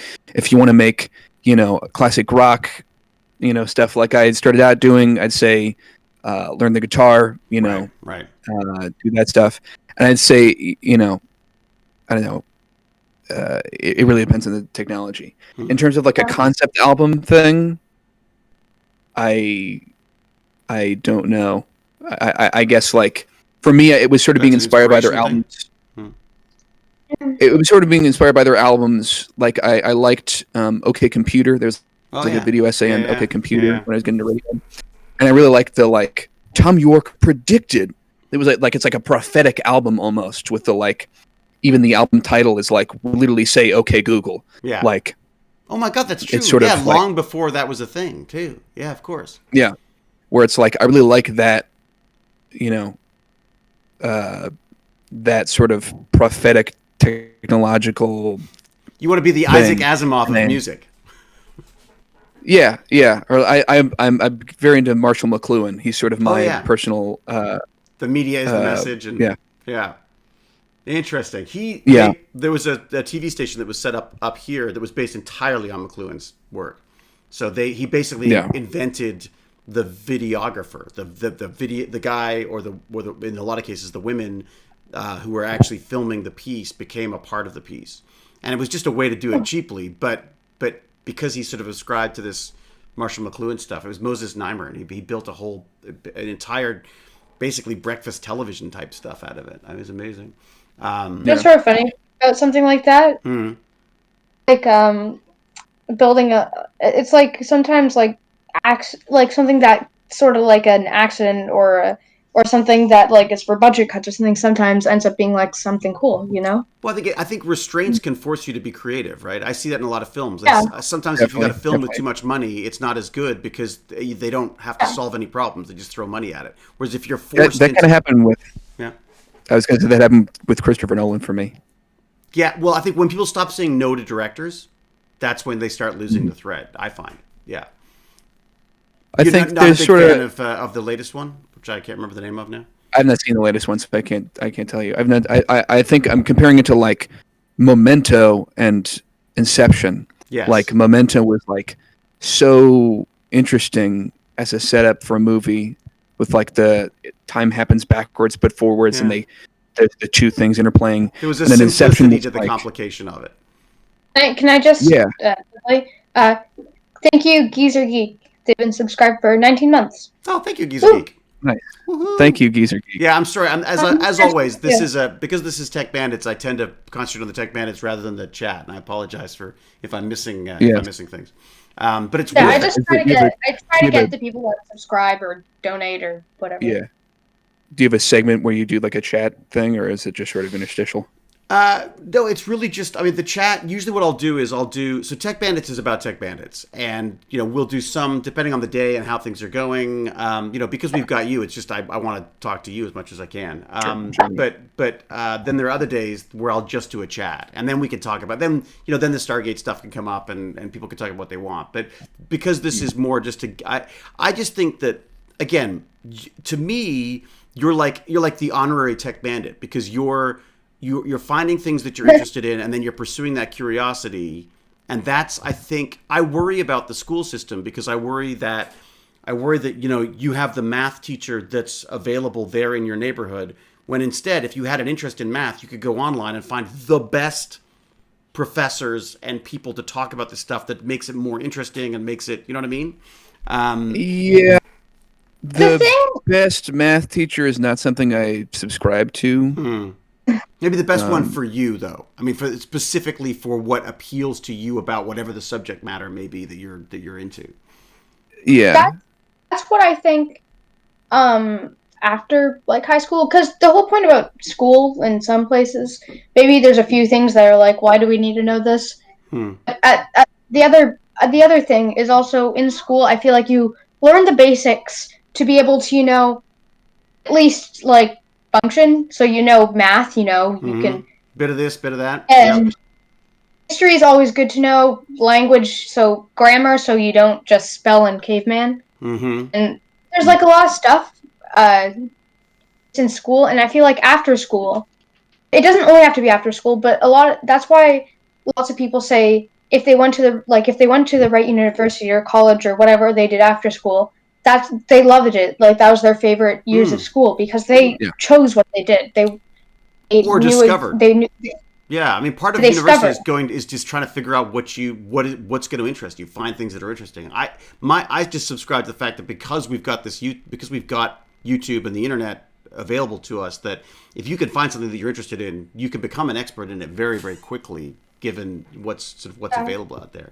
Okay, but let's go back to Nate's advice here. So concept album stuff, that is something that just came to you. That was just basically inspiration. You've been doing enough music that you got to the point where you felt like this is something you wanted to do, and you felt that you had the tools and the talent to do it.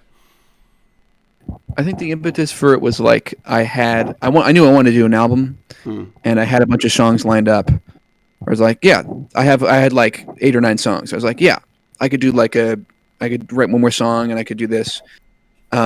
But there was like one point in my life where I tried to write a love song because that's all I knew songs could be. Right. Like I grew up listening to the R&B, so I was like, if it's a song, it has to be about love. Yeah. So later on, I grew to sort of resent songs exclusively like written about love. Right. And I don't mind them as much now. So I think if you were to explore it deeper than a lot of the old songs do, it could be interesting. Right. But that sort of inspired. I was like, okay, I don't want to write a song. I don't want my lyrics to be filler. I would like to write about something. But like I did an album before this actually. Bedtime Stories under a completely different artist name because I'm moving on in my musicianship, whatever. Where every song was like a random story that I was just sort of funny. So I wrote a song called "Gotta Get a Horse." Just like the hook was like, "Gotta get a horse of my favorite animals. It comes in fourth. I've got a mouse, rat, and lemur, of course. Got to get myself a horse." That's the hook. Where it was like it was funny, and I enjoyed recording it. It was fun, and my family loves it. But I really wanted to do like. I really was getting into the album instead of the song because I sort of grew up on the song. I grew up on playlists, and in like freshman year of high school, I would make playlists and walk around the school with listening to music, and the music would get dull really quickly because it was like I was getting the exact song I wanted anytime I wanted it, which at first is like, yeah, of course, that's what you want, but it's like these albums have been written by the artist to be a complete piece. Even if the songs are catchy, like if they're sequenced, if it's done right, like they are pieces to be listened to. So maybe you're not going to be like bopping the whole time, but you're going to experience the piece that they intended. And I really like that. And I really like the artistry that can happen when you're telling a narrative through the album. So I was like, okay, I would like to do a concept album. What would I like that to be about? Well, I love prophetic, Black Mirror, sci-fi, okay computer, it's been done. Like that sort of thing, but it's been done. Radiohead did it, but I also have a massive soft spot for like A24 indie coming of age movies like Boyhood and Lady Bird and Mid 90s and what's the other ones? Superbad kind of, but not really. Right. I love Superbad, but it's a different thing. Strangely brilliant. So I was like, sordidly yeah, brilliant. it's I always associate it with like the Seth Rogen movie, but Yeah. it's in its own class. It's Yeah. in its own class. Yeah. But like TechBandits all should ask their parents before they see that. Baz, I think, has seen it, but you know, yes, there's it's just there's a lot of Movie? like. I mean, if you're like 13, you've been on the internet, like Yeah, you've seen most of the stuff, anyways. But there's just a lot of like sexual and drug related content and stuff. So I guess that's Of course. and drinking, smoking. I don't know what else. What Yeah. the problems are. as it I'm gonna should be be. honest. That's right. Like most of the time, I don't know. School is where you learn all this. That's where you learn all this stuff, anyways. Yeah. Yeah. Not. The thing is, where all that stuff you learn it from school, but not like when it's intended to be in the curriculum in 9th grade. No, from Yeah, Noodles has been that drinking kid. all day. No. No, from that weird kid in grade 5 that for some reason knows all this stuff. Right. For me, it was the cool kid, which is why I think you're doing better. Right. It's funny, we had a discussion, it's a little bit off topic, but there was a discussion with one of our friends who has a kid who's around Baz's age. And, it just sort of in passing, they were talking about what they were watching. She said, oh, she watches a lot of Netflix stuff. And my wife was like, oh, what's she watching? And she said, Euphoria. And Jane was like, really? Like, just given that the last time we talked to this woman and her kid, she was a kid. I mean, she was it was only like a year or so ago. And Euphoria is pretty intense. And Euphoria is pretty well. And Jane was saying, even for her as a grown woman, who's I'm very sorry. My computer crashed again. What were you talking about? Oh, not again! This sucks, dude. Why don't you just put us on your iPad? Just buy a new computer. Just get a new one. Yes. Buy a new. I wish. We've got to I would fix the very one much he's like got. to know what we were talking about.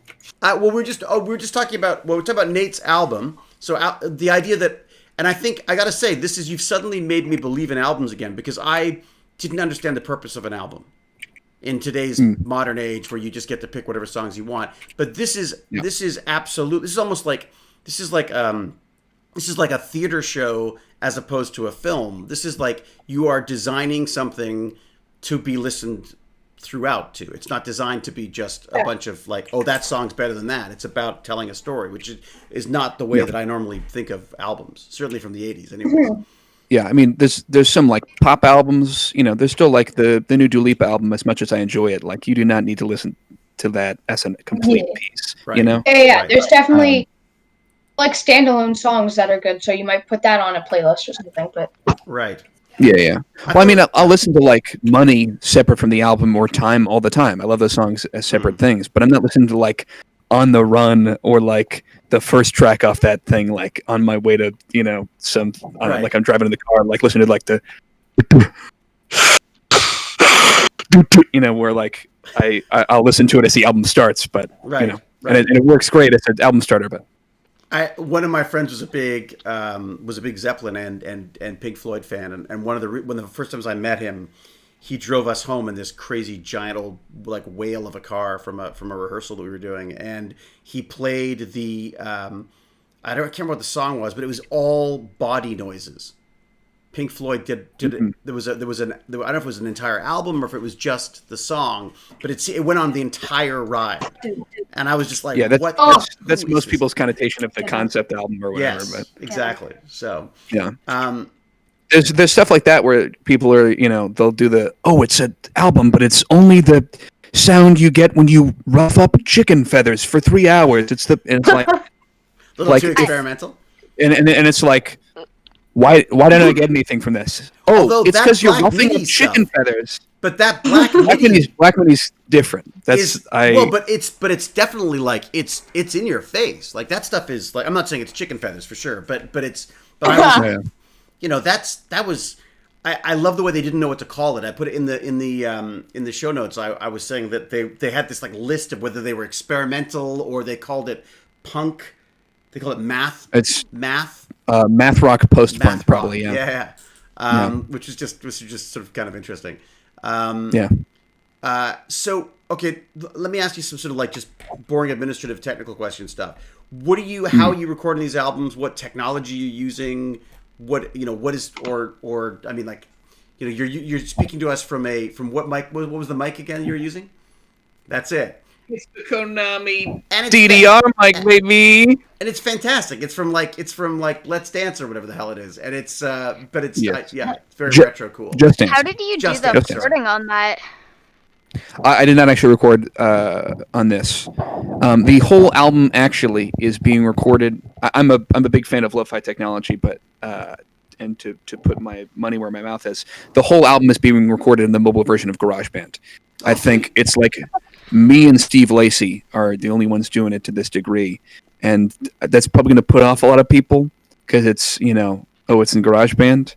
But why? What's the Well, it's like it's the tool is associated with like bad loops, which I get.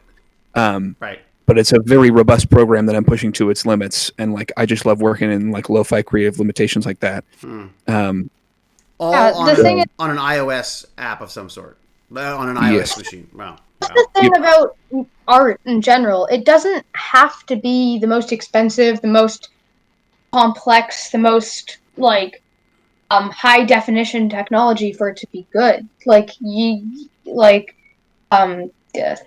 Nate's album can be good, but it's recorded on GarageBand because I can't speak today. Can I that doesn't mean it's immediately bad. It just means it's different. Wolf Pup, what were you gonna say? I was trying to ask if I can tell. I need to go eat at the moment. Oh, okay, buddy. All right, go eat. What you eating? Yeah, what do you got? What are you gonna do? What are you gonna munch on? What's for dinner? I'm trying to remember. What does it smell How do you not like? remember? I know exactly what I'm gonna eat every single second. I'm like, here it comes. And it's always chocolate for me. I don't know the name. The name of the food? Okay. Shepherd's pie. There it goes. Oh, I love okay, a good nice. shepherd's pie. Yes. Nice. All right, get out of here, Wolf Pup. Thank you. I haven't had a lot of shepherd's pie, and it might have been ruined for me because of bad shepherd's pie at an island school, but that's okay. Oh, the island school. How do you either make good shepherd's, you either make pretty good shepherd's pie, or you don't make shepherd's pie because you mess up making it. Like, how do you make?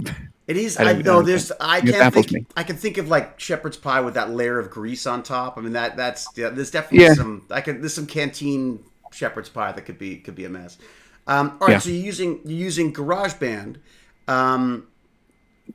Aware that you're saying like people in the industry might sort of scoff at it because it's not Pro Tools or whatever else you could be using. Sure.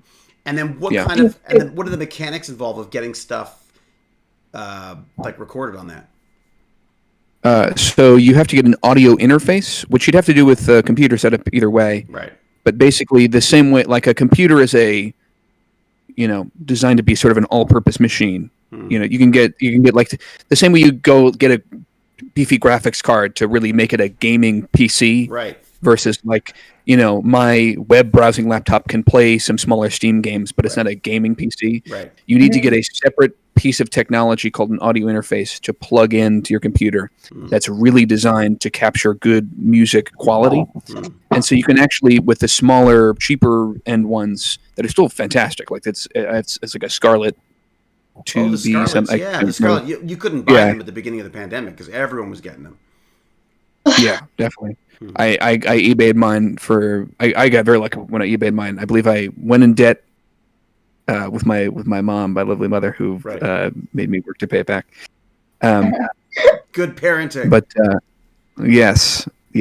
Lesson learned. I mean, I didn't like it, but No, the best lessons you never like. It's true. Yeah. But yeah, if you get like the Apple Camera Connection Kit, which is like a flash drive port with a Apple charging cable or whatever it is, you can plug it into the iPhone, and GarageBand works with it. Like they have the UI set up for it to have this 2-port audio interface. So you can plug it, you can line in, you can plug a guitar directly into that. So I have my pedals set up, and I can plug it directly into the audio interface. I can plug in microphones. Right now, my preferred microphone is this like 2-mic'd, like stereo audio, almost binaural, old podcasting mic that my dad still had from when he got into podcasting at its very beginning. Right. And that it's very good. It's like fantastic. Well, I've screamed or sung very loudly into it enough that it's losing its edge a little bit, but it's still fantastic. I didn't realize you could degrade. So you could degrade the quality of a microphone by just use. I think my understanding, like the microphones are like reverse speakers. So if you've ever seen like a speaker cone, it's like that whole process just reversed. Yeah. So if your voice is physically vibrating the microphone cone, which is going to be really small because it has to fit into a microphone enough, I think it might degrade it. I don't know. It may be placebo, but you got to like it's losing its edge. Yeah, I mean, with music, if the feeling's there, then the feeling's there. Like it is a feeling is as respected as a known fact sometimes with this sort of thing. If it feels like it's getting worse, like I like that. Like I like the lo-fi thing, so I'm into it. But like, if I was trying to get the perfect quality and I was insane about it, I would, move up to another microphone. It's funny. I'm gonna have to. What was that? Oh, I'm gonna not now, but at some point I want for a nice cheap mic because I'm gonna need to get one for my PC. Probably. The Konomi. No, here it is. Put that in the Discord, and I'll. No. The Konomi's it's kind of like a joke because it's a. Well, that said, I mean it depends what you like. Yeah, there's some not bad mics out there. I mean, if you're for podcasting or for singing. Me for this. For this.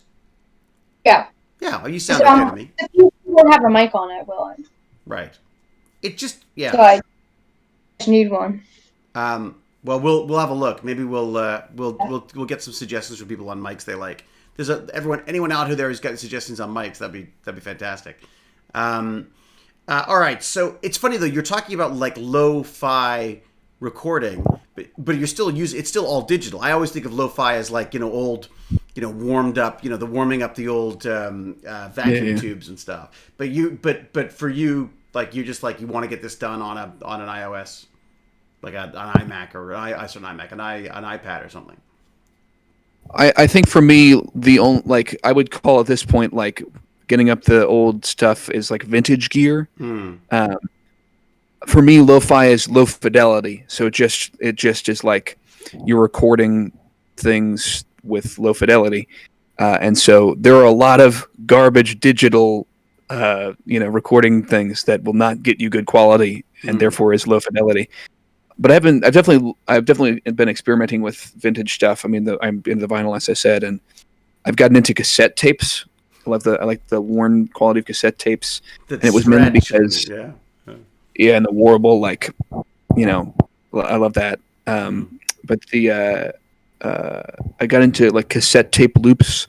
That's how I started. Where you open up the cassette tape, you get 4 seconds of tape it to itself, and so instead of this like here's the whole album or the whole single played through and then it stops on the other end, it just keeps going. You can record tape loops, and then you can like cover the erase function. It's like a read, write, erase. I've looked at it many times. I still can never remember. You record like the erase one, and then you can record on top of, and so you get these sort of like old sort of warbled, multi-track. Like it feels differently, It's not multi-track because it like eventually there's not enough like physical magnetic dust on the tape to capture everything. Right. So like 3 or 4 layers in, it'll be the first thing you recorded is sort of a remnant of what it was. Right. But I just love the sound of worn things. Like I think most people think of like there's like lo-fi where it's like, oh, I like the lo-fi aesthetic, where it's like, sure. But for me at this point, the sound, the audio engineering, the actual recording of the sound, and then the production of the sound factors into the emotional experience of listening to the song way more than anybody gives it credit for. Like for me, if the end goal is to create a really emotive song, and you're recording it with the best possible mic and the best possible studio setup, like it actively hampers the emotional experience for me. Like the most emotional, stuff is going to be the guy on the shitty recording thing. It's funny. It's one of those things stuff that's super auto-tuned. That is like like overproduced, like totally overproduced stuff. Not even like that. Just sometimes when you have like a more emotional song, the pitch, like if the pitch isn't perfect, it helps the song. Like sometimes, like I don't know, like just it doesn't have to be pitch perfect all the time, and I just adds more depth to the song. Also, you're talking about the starting up of cassette tapes. The old we have this like old white chunky iPod. And I love whenever it starts up and makes it like sort of vibrates a bit because it's very old, and it like makes this like and it makes this like whirring sound, and it's like. Do the old iPods have hard drives in them? Yeah. iPod. Oh damn. The old iPods had a hard drive in it, and it was literally a hard drive because they didn't even have SSD. Yeah. It was too expensive. I have one, so I've seen them kicking around. Yeah. It was I just whenever it starts up, it just makes me feel good, I guess, because all like the songs we have on there, I like them. So, That's interesting. I mean, we still got the old like. Have any of you seen the movie Baby Driver? Oh my god, one of my favorite movies. Yes, it is my favorite. Sounds familiar. Give me a sec. Oh my god, it's brilliant. It's absolutely brilliant. Yeah. That it's so good. What's his cape? Scott Pilgrim. Scott Pilgrim. Yeah. I was talking to an old girlfriend of mine yesterday, and she's an assistant director. We should actually have her on here. She should talk. She was an assistant director on Scott Pilgrim, and was there, did all the second unit stuff with him. I'd love to. I mean, if I can contact someone who worked on Scott Pilgrim, like I'd love to do that. I'd love to meet Edgar Wright or something. Oh my god! Well, apparently he texts. He'll be standing next to someone on set, and he'll still text them. Like that he's quite an odd. He's like an odd guy, but brilliant, absolutely brilliant. The making of Baby Driver, I thought was genius, absolutely genius. Yeah, the practical effects and the iPods, like that's why I got in the iPod. The thing about the Noodles, is that it's basically, instead of doing a movie and then writing a soundtrack for it, he literally orchestrated or choreographed the movie to the soundtrack. So that the way music works, there's fight sequences where the guns are the beat of the song and stuff. It's spectacular, but very violent. It's difficult to watch that movie with me because I'll be like, okay, in the opening scene, you see Baby driving past 4 pillars. Now, if you listen carefully, the whooshing of the pillars is actually in time to the snare beat from the John Spencer Blues Explosion song, where it's like a... Yeah. I'm sure that sounded great on the microphone. It actually sounded kind of cool. It sounded very lo-fi. Yeah. You're in there. You're in your world. That's it. You should only ever do interviews from now on, no matter what happens. Only do interviews through the Konami mic. Yes, I'm going to Konami mic below Morse code you my answers. That's it. We've received a telegraph from Nate. Yes. Received a telegraph from Nate. Well, also, random facts about movies. Over the break, I watched, I think, 6 movies with my family, so that was nice. Wow. I enjoyed that a lot. I used to watch 6 a day. We watched.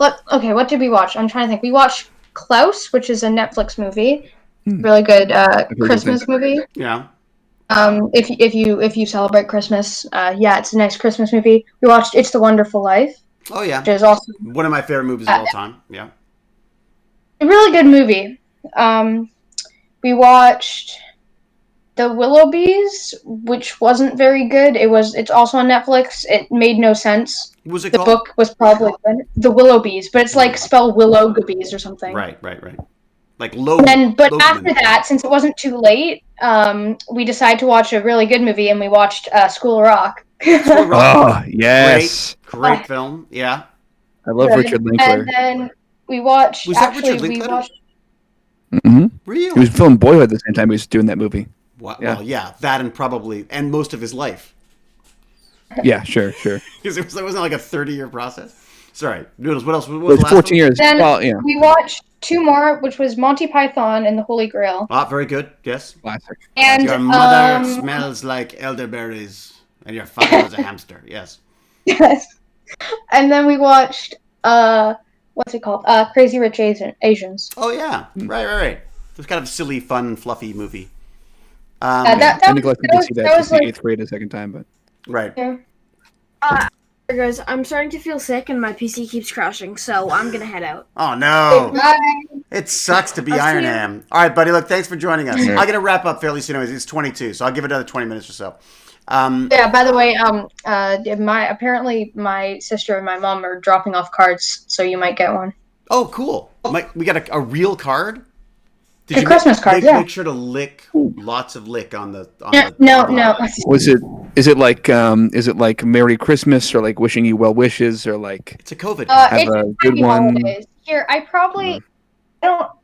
It's a problem that Christmas cards used to be about the heart, you know, Yeah. it used to be about the creativity, and now it's just like, oh, happy holidays, here's a picture of my family. Yeah. Oh no. Yeah. Well, Well, what it's do we funny. have? We have. Jane and I just did that.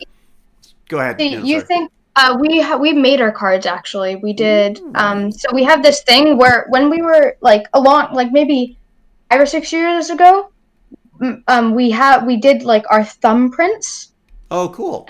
with ink, Okay. and we drew Alright. little mice. We drew little mice out of them, and for a while now we've been doing basically scenes with those mice. So Wait a this second. one, Does that mean I could use your card to frame you for murder I mean, like with your fingerprints? I guess Nice. Yeah. after being scanned on a computer, it's probably not the best, but I mean, sure. So is it- I'll give it a go. There's like a fingerprint mouse narrative going on throughout the years of your Christmas cards. Is that what you're saying? It's a concept thing. Sort of, but it's also sort of like just cute little scenes. So, like last year, we did skiing because we ski. Right. We did our mice like sitting in Christmas stockings. This year, it's a snow globe with COVID flakes on the outside, and the mice inside the snow globes are like cute. a Very bubble. cute. Hey, you just ruined your card Nice. for me. Spoiler alert. It's good. They like just left, so you're pretty close. I don't know where you are on the. But you say so. All right. Okay. Well, I have to imagine it. I'm going to imagine it way better than it is now, though. Right. Probably not. It's pretty cute. All right. Fine. I'll have to show. Can I show it on stream next time? Yeah, go ahead. I'm as long as I don't. Yeah. As long as you keep the inside closed, because all our names are in there. Ooh, right. The dead giveaway. Right. All right. Actually, Nate. wait. Well, we've still got a bit of time. Nate, are there any questions in the chat? Does anyone want to ask? I mean, I sort of completely ignored the chat basically today. But Nate is kind of. I pulled up recently. It seemed to just be people quoting Monty Python. Kind of interesting. Is it now? You can't, if you say Monty Python by law, you have to do every Holy Grail quote, Yeah. and then one person goes, "The life of Brian is actually better than Holy Grail," Right. Because that's all Monty Python discussion He's not the is. Messiah. He's a very, very naughty boy. It's the best. I Oh, in that movie also they had like in the beginning in the like whatever what's it called the credits they had some credits in the beginning, and there was like this subtitle, and we were like, did someone turn like Swedish subtitle on or something? But we realized no, it's just like it was part of the movie, but it was sort of funny that we thought it was something that we've accidentally turned on because there were subtitles really. But there was like and it was funny. It was just there's a Yeah. thing that they've just mentioned. like- Sorry, go ahead. Is the moose, right? They credit like the moose holder or whatever in the opening They're credits. like I a love moose that. once bit my sister. Yeah, and they credit the moose. It's like the moose the moose antler carrot. The moose. It's like the person who taught the moose to write in cement in scene 5 at in the corner in the top left corner.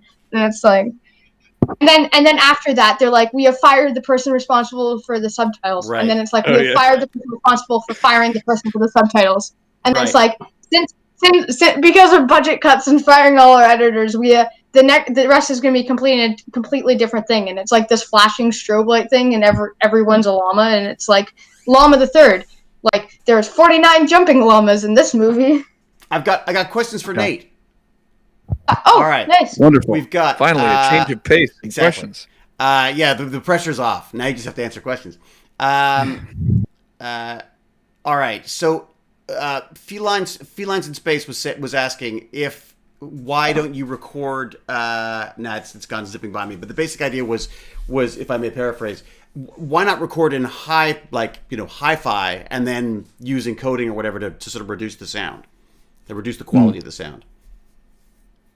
It's sort of it's like I'm going to use a gaming example. It's like, why would you play a game on an actual like PlayStation console, like an NES console, versus playing it in an emulator? And the answer is basically like you can feel it. Like even something as simple as like distortion, like literally a distortion pedal and actually overdriving a sound, I can feel that. I at least feel the difference now. Like it's really like as heady as I'll get with music, as like deep into the concept album or like the music theory I will get. I always respect the analog technology has a different sound than a hi-fi being reduced to lo-fi or whatever you want to call it. I'm jealous of your hearing. I'm losing my hearing, so I for years now I haven't been able to tell the difference. Well, it's again, it's just feeling. Like I can't like hear it. Like people I'm not like a mixing genius who can be like, there's like a little bit too much high frequency in that. It's just like it's just a feeling. What do you say? I wouldn't say one is better than the other though. I personally prefer, if I'm going for like the lo-fi sound, you go for the actual lo-fi thing. Right. But if you want to sound like I think about like, if you think about like an Amy Winehouse who is in herself doing nostalgic music, right? Like you have the all the music that inspired Amy Winehouse just starting up. Then you have Amy Winehouse who's doing her own thing. It's a new thing, but it's heavily inspired by the old nostalgic thing. The third generation who's inspired just by Amy Winehouse and doesn't know about the historical, starting of that, is probably going to want to go for a sound that is an emulation of old sounds because they're trying to go for the Amy Winehouse sound versus the old sound. Right. I like to think about that, but what do you make of God? What's her name? I'm the bad girl. God, because she sort of came out as a pop star, but then she's sort of become her albums have become more and more interesting. I wish Baz was here because Baz knows. You cut out. Oh, did I? Oh, sorry. I can't remember. She sings that song. I'm the bad guy, or I'm the. Billie Eilish. Billie Eilish. Yeah, because she started off as like a pop star, but she's become quite. I thought it was kind of interesting what the stuff that she's been playing with. Quick thing. I have a card that doesn't have any writing in it, so I'll one of the card I'm giving you. Oh, fantastic! Do you want to snap a shot of it or something, or are you worried about? Oh, there you go. There's that. I'm right here. Anonymity's working great. Oh, nice. Ooh. And those are fingerprints? Yeah. Which mouse is you, so I know who to frame? Oh, they're Covaflex. Oh, I see what you mean by Covaflex now. That's mine. Okay. That's my sister's. That's my dad's, and that's my mom's. Nice. Yeah. So if you see those cards, that's good. You can use them for getting into their computers and things. You just put them on them. I remember when I was doing it as when I was younger, I was so adamant of not putting my finger in the ink. I was so fierce. I'm like, I don't want to do it. I don't want to get my finger covered in ink for like 5 seconds. No way.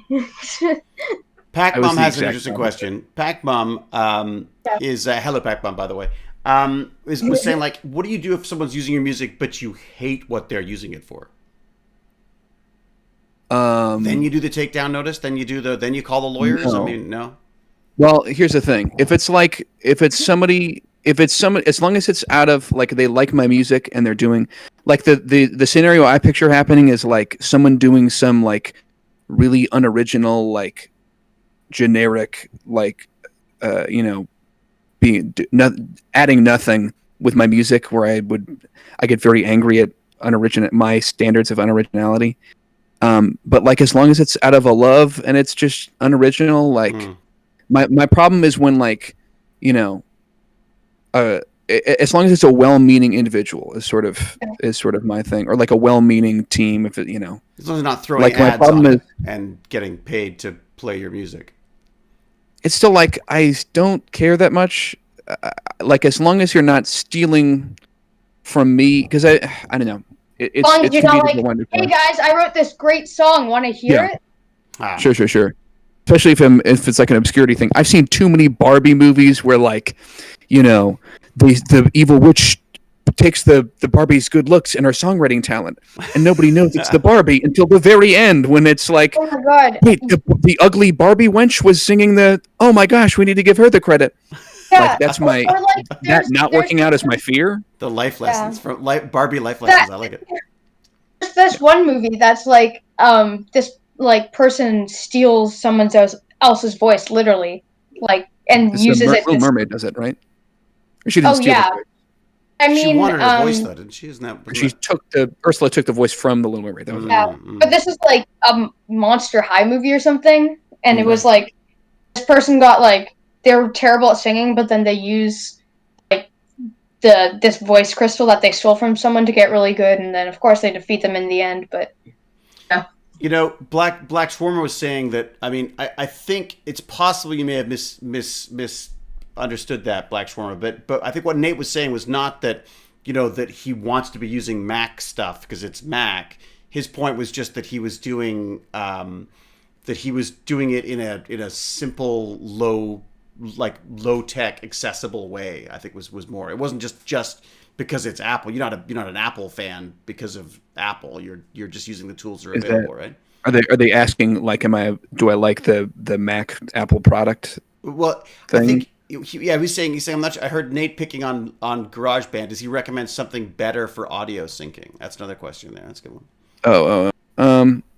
I have not experimented enough to give recommendations. If you want to start, if you're like, I don't know if I like music, I just want a free program, I have an iPhone, go to GarageBand's fantastic. Yeah, it's amazing. Entry level to where I am right now. Yeah. I've heard very good things about Logic. I probably will move on to Logic because the UI is similar and the setup is similar and it's made by Apple. But I think I will say that Apple kind of, I think like Ableton is the other one that is a good audio interface. But like in terms of accessibility and complexity, or like the things you can do with it, Apple's fantastic in that. It's sort of like, the if you want like if you don't know what you want in a phone, get an iPhone. If you have very specific like needs and you know exactly what they are and you want to geek out about it and go to something else, like I think Apple makes very good music products. I have no qualms with Apple's music products. For a long time, they were like the de facto film and TV computer as well. I have to upgrade my iPhone. I still have one with a headphone jack, and it's like old and garbage. I miss it. And I don't get it. I was reading an article that was like, because I was like, I love hearing What's the Other Side, where they're like, the headphone jack's gone, good riddance. And I was reading the article, and they were like, Apple has the platter where you can put the phone on the platter and it will charge it. You don't even use the charging port. And you have the dongle for the headphone jack. Right. It's like, oh, okay. So you don't need the charging port anymore, but you have the space for a port. How about you put the dongle wire inside the phone? Oh, a headphone jack. Yeah. Just put a headphone jack back in it. Yeah. It's like, No, I don't. My iPad needs so many updates, but it's like, you don't have enough storage to do this. I'm like, okay. Yeah, and sometimes my friends will. Friends will like use emojis, and at this point, 90% they're like, it's like I hate this emoji, and it's just like that filler for like a box with a question mark. It's like, that's great. Just the only thing I regret, or I have qualms about for not upgrading is that in GarageBand actually with the facial tracking feature, there's a wah pedal. And you can actually like open your mouth to control the wah. So you can be like, what? Oh my god! That is the only thing I'm like, I have to. That's. But it'd be like I'd spend like $1,000 and be like, here we go. I have a wah pedal. Why did I buy this? Like that would be immediately. It's It is amazing how many things you can do now. Small things sell things to me. Like you could be like, it'll improve every aspect of your life, and I'm like, big tech, you've tricked me before. Right. You can make waffles with the waffle attachment. I'm in. Waffle? Yeah. What? That's yes. How much? 10,000? Yes. I don't care if an actual waffle iron is $60. Mine is the lidar. They keep. Every time I see lidar, I'm like, oh, I want lidar. Jane's like, why do you need lidar? I'm like, I don't know, but I want it. What is LiDAR? Well, basically, just like it's a way of creating a 3-dimensional, basically tracking 3-dimensional space. It's almost like a radar, but it uses like a. I gotcha. I can't remember if it's ultra high frequency or what the deal is, but you can basically it gets better photos because it can tell exactly where you are. That's why its night vision is so much better, and also it can you can create 3D objects out of your photos, basically. So. Were there any other questions for Nate here? Noodles, you usually have questions. You have any questions? Oh, he's been explaining things pretty well. Do you like to? Oh, so here, Invisible Dimensions is saying, do you like to do like live recordings or field recordings? What's the difference? Isn't a live recording a field recording? Well, I don't know if it's an either or thing for me. Like I enjoy field recordings. I enjoy atmospheric music and field recordings, if that's what they mean. And in terms of I love live recordings. There was a point in my life where I was like, why would anybody listen to a live album when you could listen to the studio album, which is very clean? And I've just done a complete 180 on that. Now I'm like, especially for like music where the energy is like live Black Midi, for example. The studio version of that song is very good, and the audio quality is significantly worse in the clubs, but the energy is so palpable when they're like in a room of like their peers who are all there to see them, and it's a very small venue, and like it's distorted and it's grimy, and like, but the energy is there and the groove is there, and it's like delicious. It's a completely. James has a good question. What do you got? Would you give up your musical talent for any other talent? Ooh. Is that like an offer? Was he's like, I will take your musical talent? The Twitch wizard. It is. It's the witch from. It is the witch from Disney. If I could trade it back when it was done, maybe. I didn't know what else I would do. Like, what would I do? This is where you feel comfortable. Not that I'm a devil willing to make a bargain. Okay. That's I know. It'd be like I'd be like, oh, I'm very good at fishing now, but I have zero passion for fishing. Right. Like I would give up my musical passion and ability to transfer that, because then it would at least be right. I wouldn't have wasted my time, because it'd be like, wow, I have all this passion for music but zero ability. Yeah, James, he's also not old enough for regret yet. Reset. Give it some time. I wish I could be. The great thing about any of this stuff is that I think the things I've seen. Exactly. So many summer camps, so many bad computer programming summer camps. Oh God. It's funny. You're talking about the lo-fi, and you're talking about doing things simply with the recording. I have a similar theory about film, where I feel like, and I think we talked about this earlier, but the idea that like, for me, horror films have been ruined by video, because the best horror films to me now are all on video. Nothing is more immediate and terrifying than a video image of an unstaged, almost found footage like film. There's very few beautifully like orchestrated, beautifully made. Thing? Yeah, exactly. Like beautifully made and moody horror films don't have the same kind of impact to me as these terrifying sort of paranormal activity type things.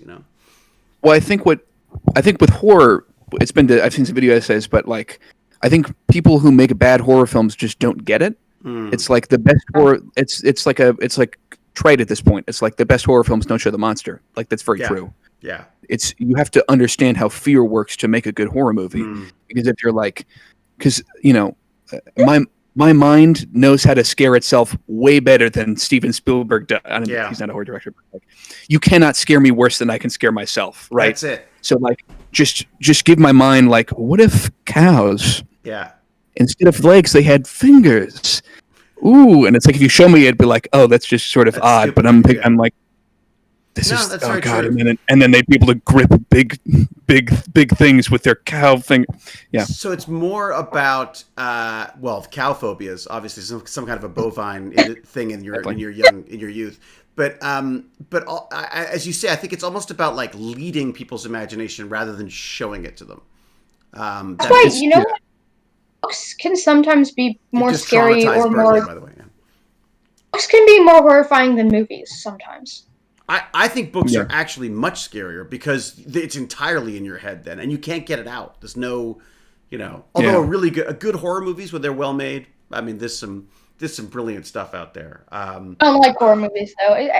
For me, like, I just don't find the point of watching a movie and knowing you're going to be scared and knowing you're going to have like nightmares or knowing you're going to be uncomfortable. I just rather watch like a happy movie, It's funny. I definitely go through moods. I go through moods. There's sometimes you just want that adrenaline rush of a film that's just gonna like freak you out.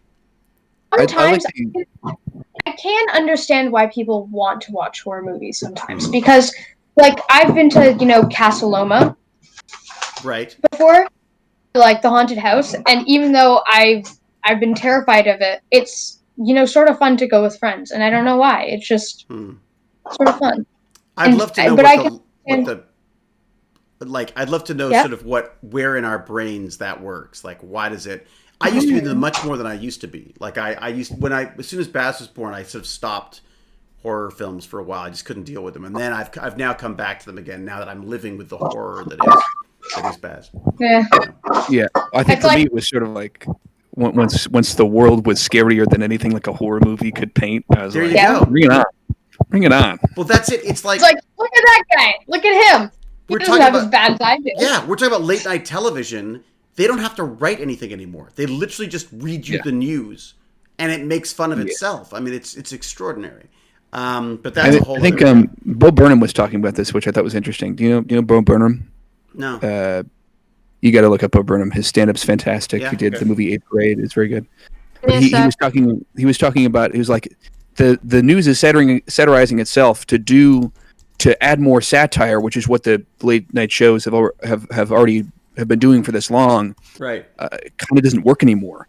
Talk about the news. Be funny in a genuine way, and it will sort of run counter to like the satire itself. Because I think like it worked back when people didn't realize, back when the Overton window, to use a fancy political term, was sort of like, farther to the right, and people sort of didn't care. Like, they had to keep making it more and more absurd so that the things they've always done, would be, you'd be distracted by the thing that's getting progressively more absurd. But it's like, and accepting of the stuff that's at this point, I'm just tired of irony. Like, I'm like, just tell me what you mean. Like, or like I mean, I love irony. I grew up on irony, but like, I was raised on. Yes, I was raised. Like, that's what I'm really interested in. Post. I was raised in it. Yes, I'm really into like post irony or post ironic. That's the term I've heard used. Where you be genuine through irony, where it's just sort of like, the same way like people will talk about, like they'll joke about something that they're actually trying to explore, and it's the only way for them to explore maybe something taboo is to joke through it. I've heard a lot of like I've heard some like trans women talk about cross-dressing, and wouldn't it be funny if I dressed like a woman? Wouldn't it be funny if I was, and then they actually, that's the safest way for them to explore the idea. There's a great there's a book that I read recently called The Inconvenient Indian, and it's about how the indigenous people have been treated in North America, and it has the same sort of thing where it has this kind of wonderful sense of humor to it, despite the fact that he's talking. I'm assuming the author is talking about such this horrific treatment, but there's just a sense of like this wonderful sense of sort of like he's finding the comedy in it in the same way that I suppose others might, but because it's funny, it has more of an edge to it in a way. When people understand. Well, I was gonna say when people understand the shitty situation because they live through it and they are good at making me laugh.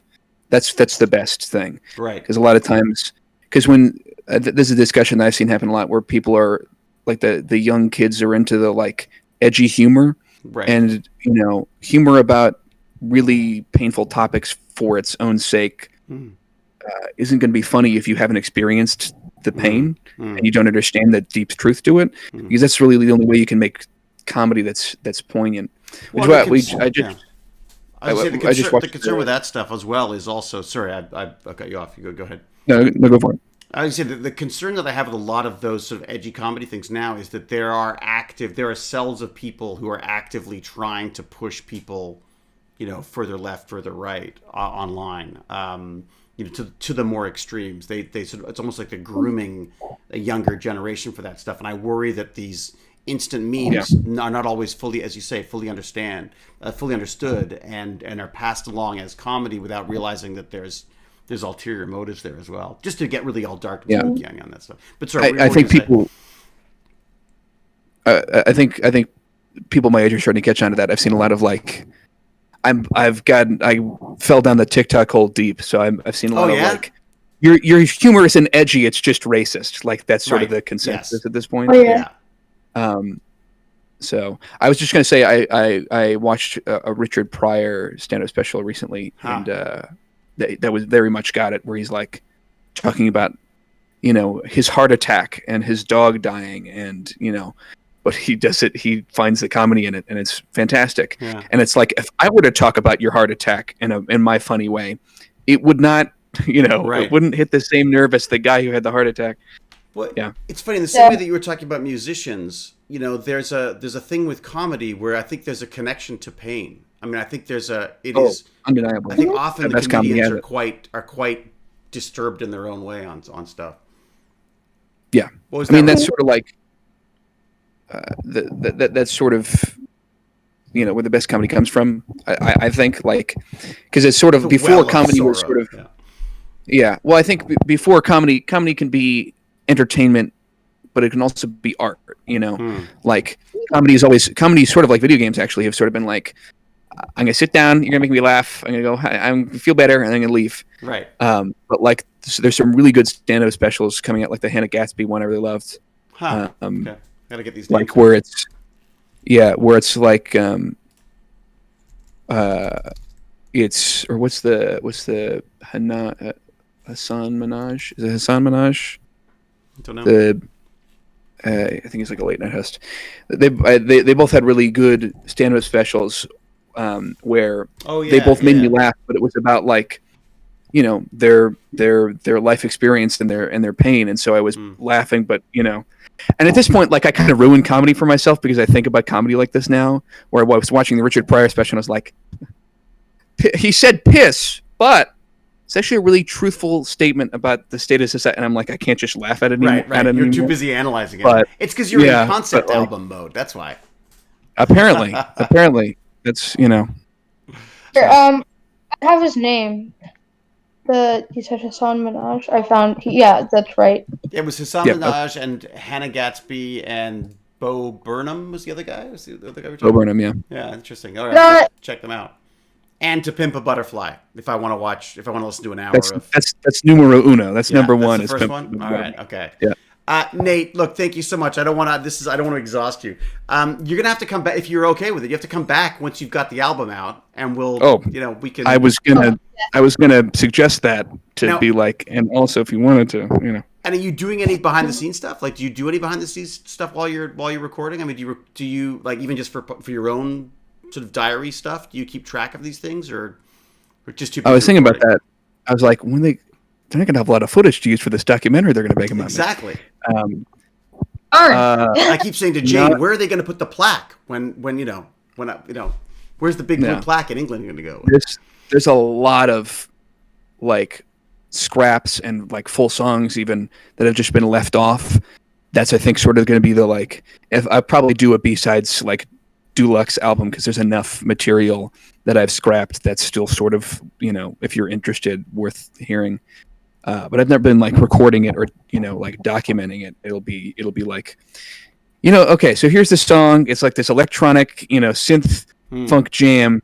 Here's how it started. It's like me singing the melody and then playing this like recorder line or whatever, like that's what like the songs where they have the really interesting like there's a song I just finished like I think it was I've just finished the album. It took like I think it's probably been like 8 months to finish that one song because it went through so many variations where it started on acoustic guitar. I got these 2 chords. And I was like, ooh, these 2 chords. Something about them. I love them. Yeah. And then I went, I tried to get a vocal melody, and I was like, I kind of like this vocal melody. Be better on electric guitar. And I want to incorporate some other like weird experimental electronics into it. And so I did that, and it didn't quite work, It's really, it's like you keep going until you're like, yes, Right. Where like, especially I have a lot of trouble trusting my own intuition, which kind of is to my benefit almost, where like someone who's like, I know what's right would maybe take a bad idea just because it came quicker. Whereas like my intuition is very hard to please. Like the perfectionism and the intuition is like, you gotta really hit me for me to be like, yes, and go with it. And do you get those moments? I mean, or it's not, I've always thought it was sort of like art was one of those things that was abandoned rather than finished. Would you say was abandoned rather than finished? Well, that art was like abandoned, like rather than finished. You sort of just had to stop at some point because you had to stop rather than because I definitely agree with. I can agree with that to some degree. I think there's a state of finishing. I would disagree a little bit in that there's a state of finishing, but it lasts for like maybe a minute where you're like, you view the thing or you listen to it and you're like, this is it. I did it. It's perfect. Literally a minute later, you'll like hear some other thing, or you'll live life and you'll come back and you're like, I'm gonna tweak that. I'm gonna do that. Yeah. And it just compounds as you go on. Yeah, like how do you know when to stop? If you're making your own album, you're recording it yourself. There's no real time restraints. There's no real budgetary restraints, even. I mean, unless your dad starts charging you rent, I suppose. But not to give him any ideas. Really. But then, so how do you know when it's finished? Like, when do you finish? Just give yourself a deadline. Is that when will we see this album? It's definitely coming out this year. I think probably by the end of the winter, early spring. Probably, I don't know. I think for me, I've been struggling with that, and that I've definitely gone down the rabbit hole of like, this is the songs I'm recording. These are the definitive versions of the song. They're going to be the best they can be.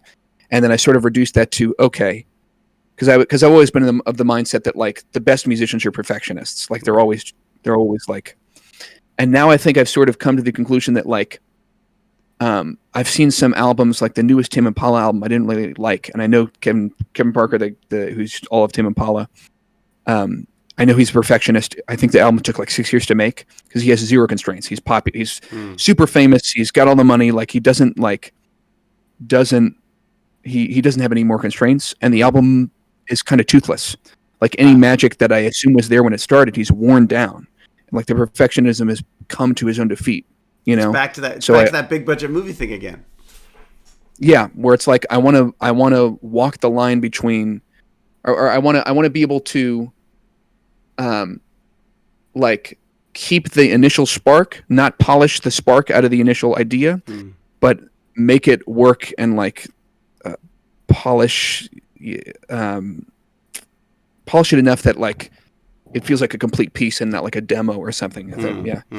And you've got to enjoy the process too. I mean, that's part of it. No. Raccoon, what's up? Yeah, with sometimes when I'm writing like a story or something, or just writing in general, I can be a bit of a perfectionist. I don't believe it. Yeah, really? No, I'm kidding. You seem like someone who like focuses on stuff. But that's good, isn't it? It can be until it's like, Alma, the thing is, I think I can write okay, but sometimes I feel like my parents tell me a lot, just get it done, just do it. Don't put all your effort into like this one science question. But that's what I do sometimes. Yeah, they sometimes say that perfection is the enemy of good, and that you never, I feel like I may have that wrong, but the idea basically is that if you spend too much time trying to get it right but never getting it finished, then there is nothing to, it could be as perfect as you want. If no one's heard it or seen it, then it's, it's a tough. I think for me where I'm at, like, because like people always say this, but then like my favorite musician at the time is a perfectionist, and they're self-described perfectionist. Right. Where I'm at right now is change what you cannot accept and accept what you cannot change. I don't know who the quote is from. There you go. That's right. Isn't that That like is- the Alcoholics Anonymous thing? Isn't that the? It may be. I have no clue where it came No, it's from, but fantastic. I love it. I love it too. I first heard it in a Sinead O'Connor song. Yeah, I think actually it was a Billie Eilish interview. She said it, and I was like, oh, that's exactly what I've been trying to express, done very efficiently. But that is it, and that's a really tough thing to do. I tell you, that's something I struggle with still to this day. And I'm 1,000 years old, so Because it's like accepting the flaws. Like if you can't accept the flaws and you rid them of the art, then it's sort of it's bland. Like it's exactly the thing you didn't want it to be. I think like it's sort of like, okay, because for me, like I have this one song that like there was this one point, like it had the energy, it had the like I literally put every instrument there, and it had this one like little mess up of rhythm because it was doing this difficult drum piece, and I was listening to it again, and I was like, oh God, I can't stop focusing on that. Like it's ruining it for me. Like I can't. Everything is perfect, but this one thing, and a perfectionist would go in and re-record everything and get it, and probably lose the magic of the fourth take I did of the synth bass, where it was only the fourth take, and they'd be 300 takes in of this one bass take, and they'd get it, but now you're tired of hearing it, and you can hear it in the music, and so it's like, so I was like, okay, I'm just gonna let this be. I'm just gonna leave it alone. And I was like, maybe, but I say that to an extent. I sort of found a workaround where like I added a different effect to it, and I was like, maybe this will obscure the mistake. And it kind of was a weird like a knee jerk, like let me just hide this, let me cover this up, and then it was like this really cool effect that worked out great, and I was like, oh, yeah, creativity is so frustrating, isn't it? Because you sort of it's like it's a weird thing where it's like you could probably guess, even if you really listened to it, and I didn't tell you that like I was covering up, I put makeup on a pimple or whatever.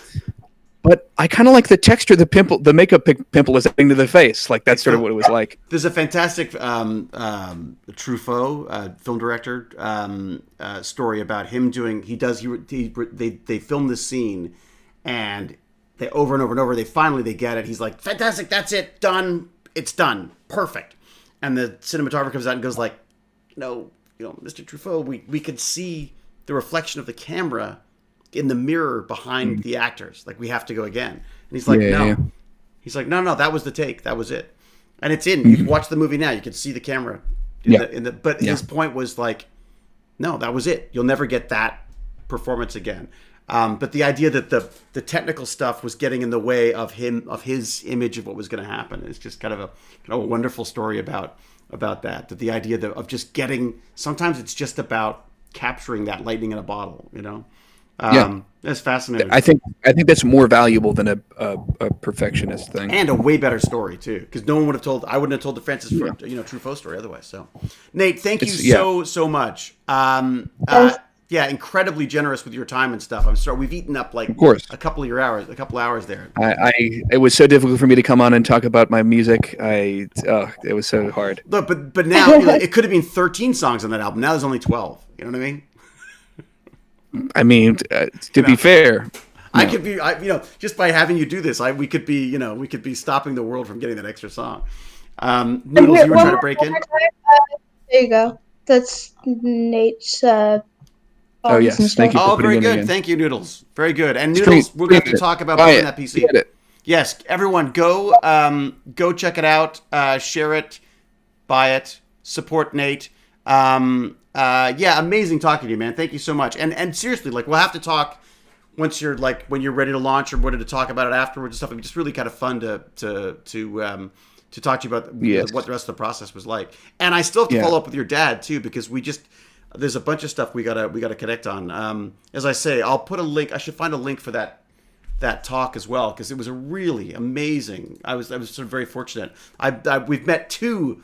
Like we got two for the price of one on that one. So thank you. He's whittled down that talk. It's like it's very much the idea condensed. It's great. I've heard him do the talk a lot, so I know he's. I'm sure. He's definitely, yes, you've stepped behind the curtain, but it's just the whole concept of it is fascinating with the idea. Just for those of you who don't know, again, who missed the beginning, just the idea that artificial intelligence and big data, we need to start sort of measuring its impact, not just in a financial sense or in a privacy sense, but in a like, how does it help? How do we somehow monetize or to quantify the quality of life with these things as well. So it was amazing. All right, man. Well, look, thank you again. And if people want to get in touch, best way is just check out Bandcamp, and there's all your contact information and stuff there, right? I also have an Instagram if you do Oh, very Instagram. good. I got to get Twitter as well. I don't know if I'm more of a Twitter guy. I don't know why, but just because it's older, I guess. But yeah, Instagrams as well. What I'll do is, if you don't mind, email me any contact stuff you want me to put in, and I'll put them in the show notes, and then they'll be on the website forever. Okay, Yeah. I will do that. You'll get spam. Yeah. Sure. Nate, just remember us and when you're famous, okay? Oh yeah, good point. It will do. Yeah. That definitely will happen. We'll be the ones taking the brown I will. M&Ms out of your... How about I'll remember you in relative obscurity and cult classic. Yes. One time I'm like, I talked to that guy once. Mm-hmm. now he's playing at a bar, but the people are there. There's anybody there? Wow. I remember when it was just us, and he had a microphone from the game. Yes, sir. Well, look, good luck with it, and enjoy. I guess you've got time to work on it now. You got basically all the time in the world right now to be working on an album. Well, right now I'm gonna go make dinner because I. Oh, good. Yeah, that's funnily enough. Dinner that's what I'm doing making too. time. Yeah. Food. I'm beginning to hear my stomach more than myself. So you eat too? Yeah, weird. Man, I know. okay. It's weird. You get to that point. I enjoy consumption of nutrients as well. Are you a sustenance person? Some people aren't. Some people aren't into the sustenance. I'm a sustenance guy. I'm big on sustenance. I was born to sustenance. Amen. Okay. All right, I'm going to say goodnight. Thank you very much, everybody. Right. I'll do the usual. Thank you, everybody. Yes, thank you, everyone, to Nate. And please go check him out. And I want to do more of this kind of stuff because I think this is just great. It's just like seeing what people are up to and what they're doing. When I am on the marketing, when the masters are done and I'm like full marketing mode, you will definitely be on the list of people I try to contact to get. I am there for publicity. the math rock part of your Yes, promotions. sir. So, thank you everybody for pointing out how old I am. That's amazing. All right. So everyone, so I will say cheerio and huzzah as I do, and I will stop the stream and just wrap up with Nate and Noodles. Barnacle is streaming. What's that? Is Barnacles is streaming? Oh, we should raid then. All right, Yep. okay. Let's go raid Barnacles. We're gonna raid Barnacles. If I spell it right, did I spell it right? Let's see. Thank you. It's a full-time job. There you go. We are throwing our 57 folks at him momentarily. Sorry, Nate. We'll let you go. Feel free to dash. Someone in the chat said they missed where they can check me out. You can go to Bandcamp and type in Nathaniel Philip. The link's also in the chat. Oh, Noodles, can you throw it in? Can you throw it in again? Noodles gotcha. There you go. Check it out. You know what? I'll put it in as well. I'll put it in myself as well, just so you got both. I'm gonna copy that. I'm gonna paste that in there, and there you go, everyone. Go check out Nate and his mastery of the musical industry. All right. Yes. Cheerio, everybody.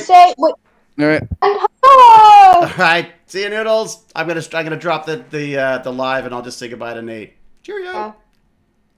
Now go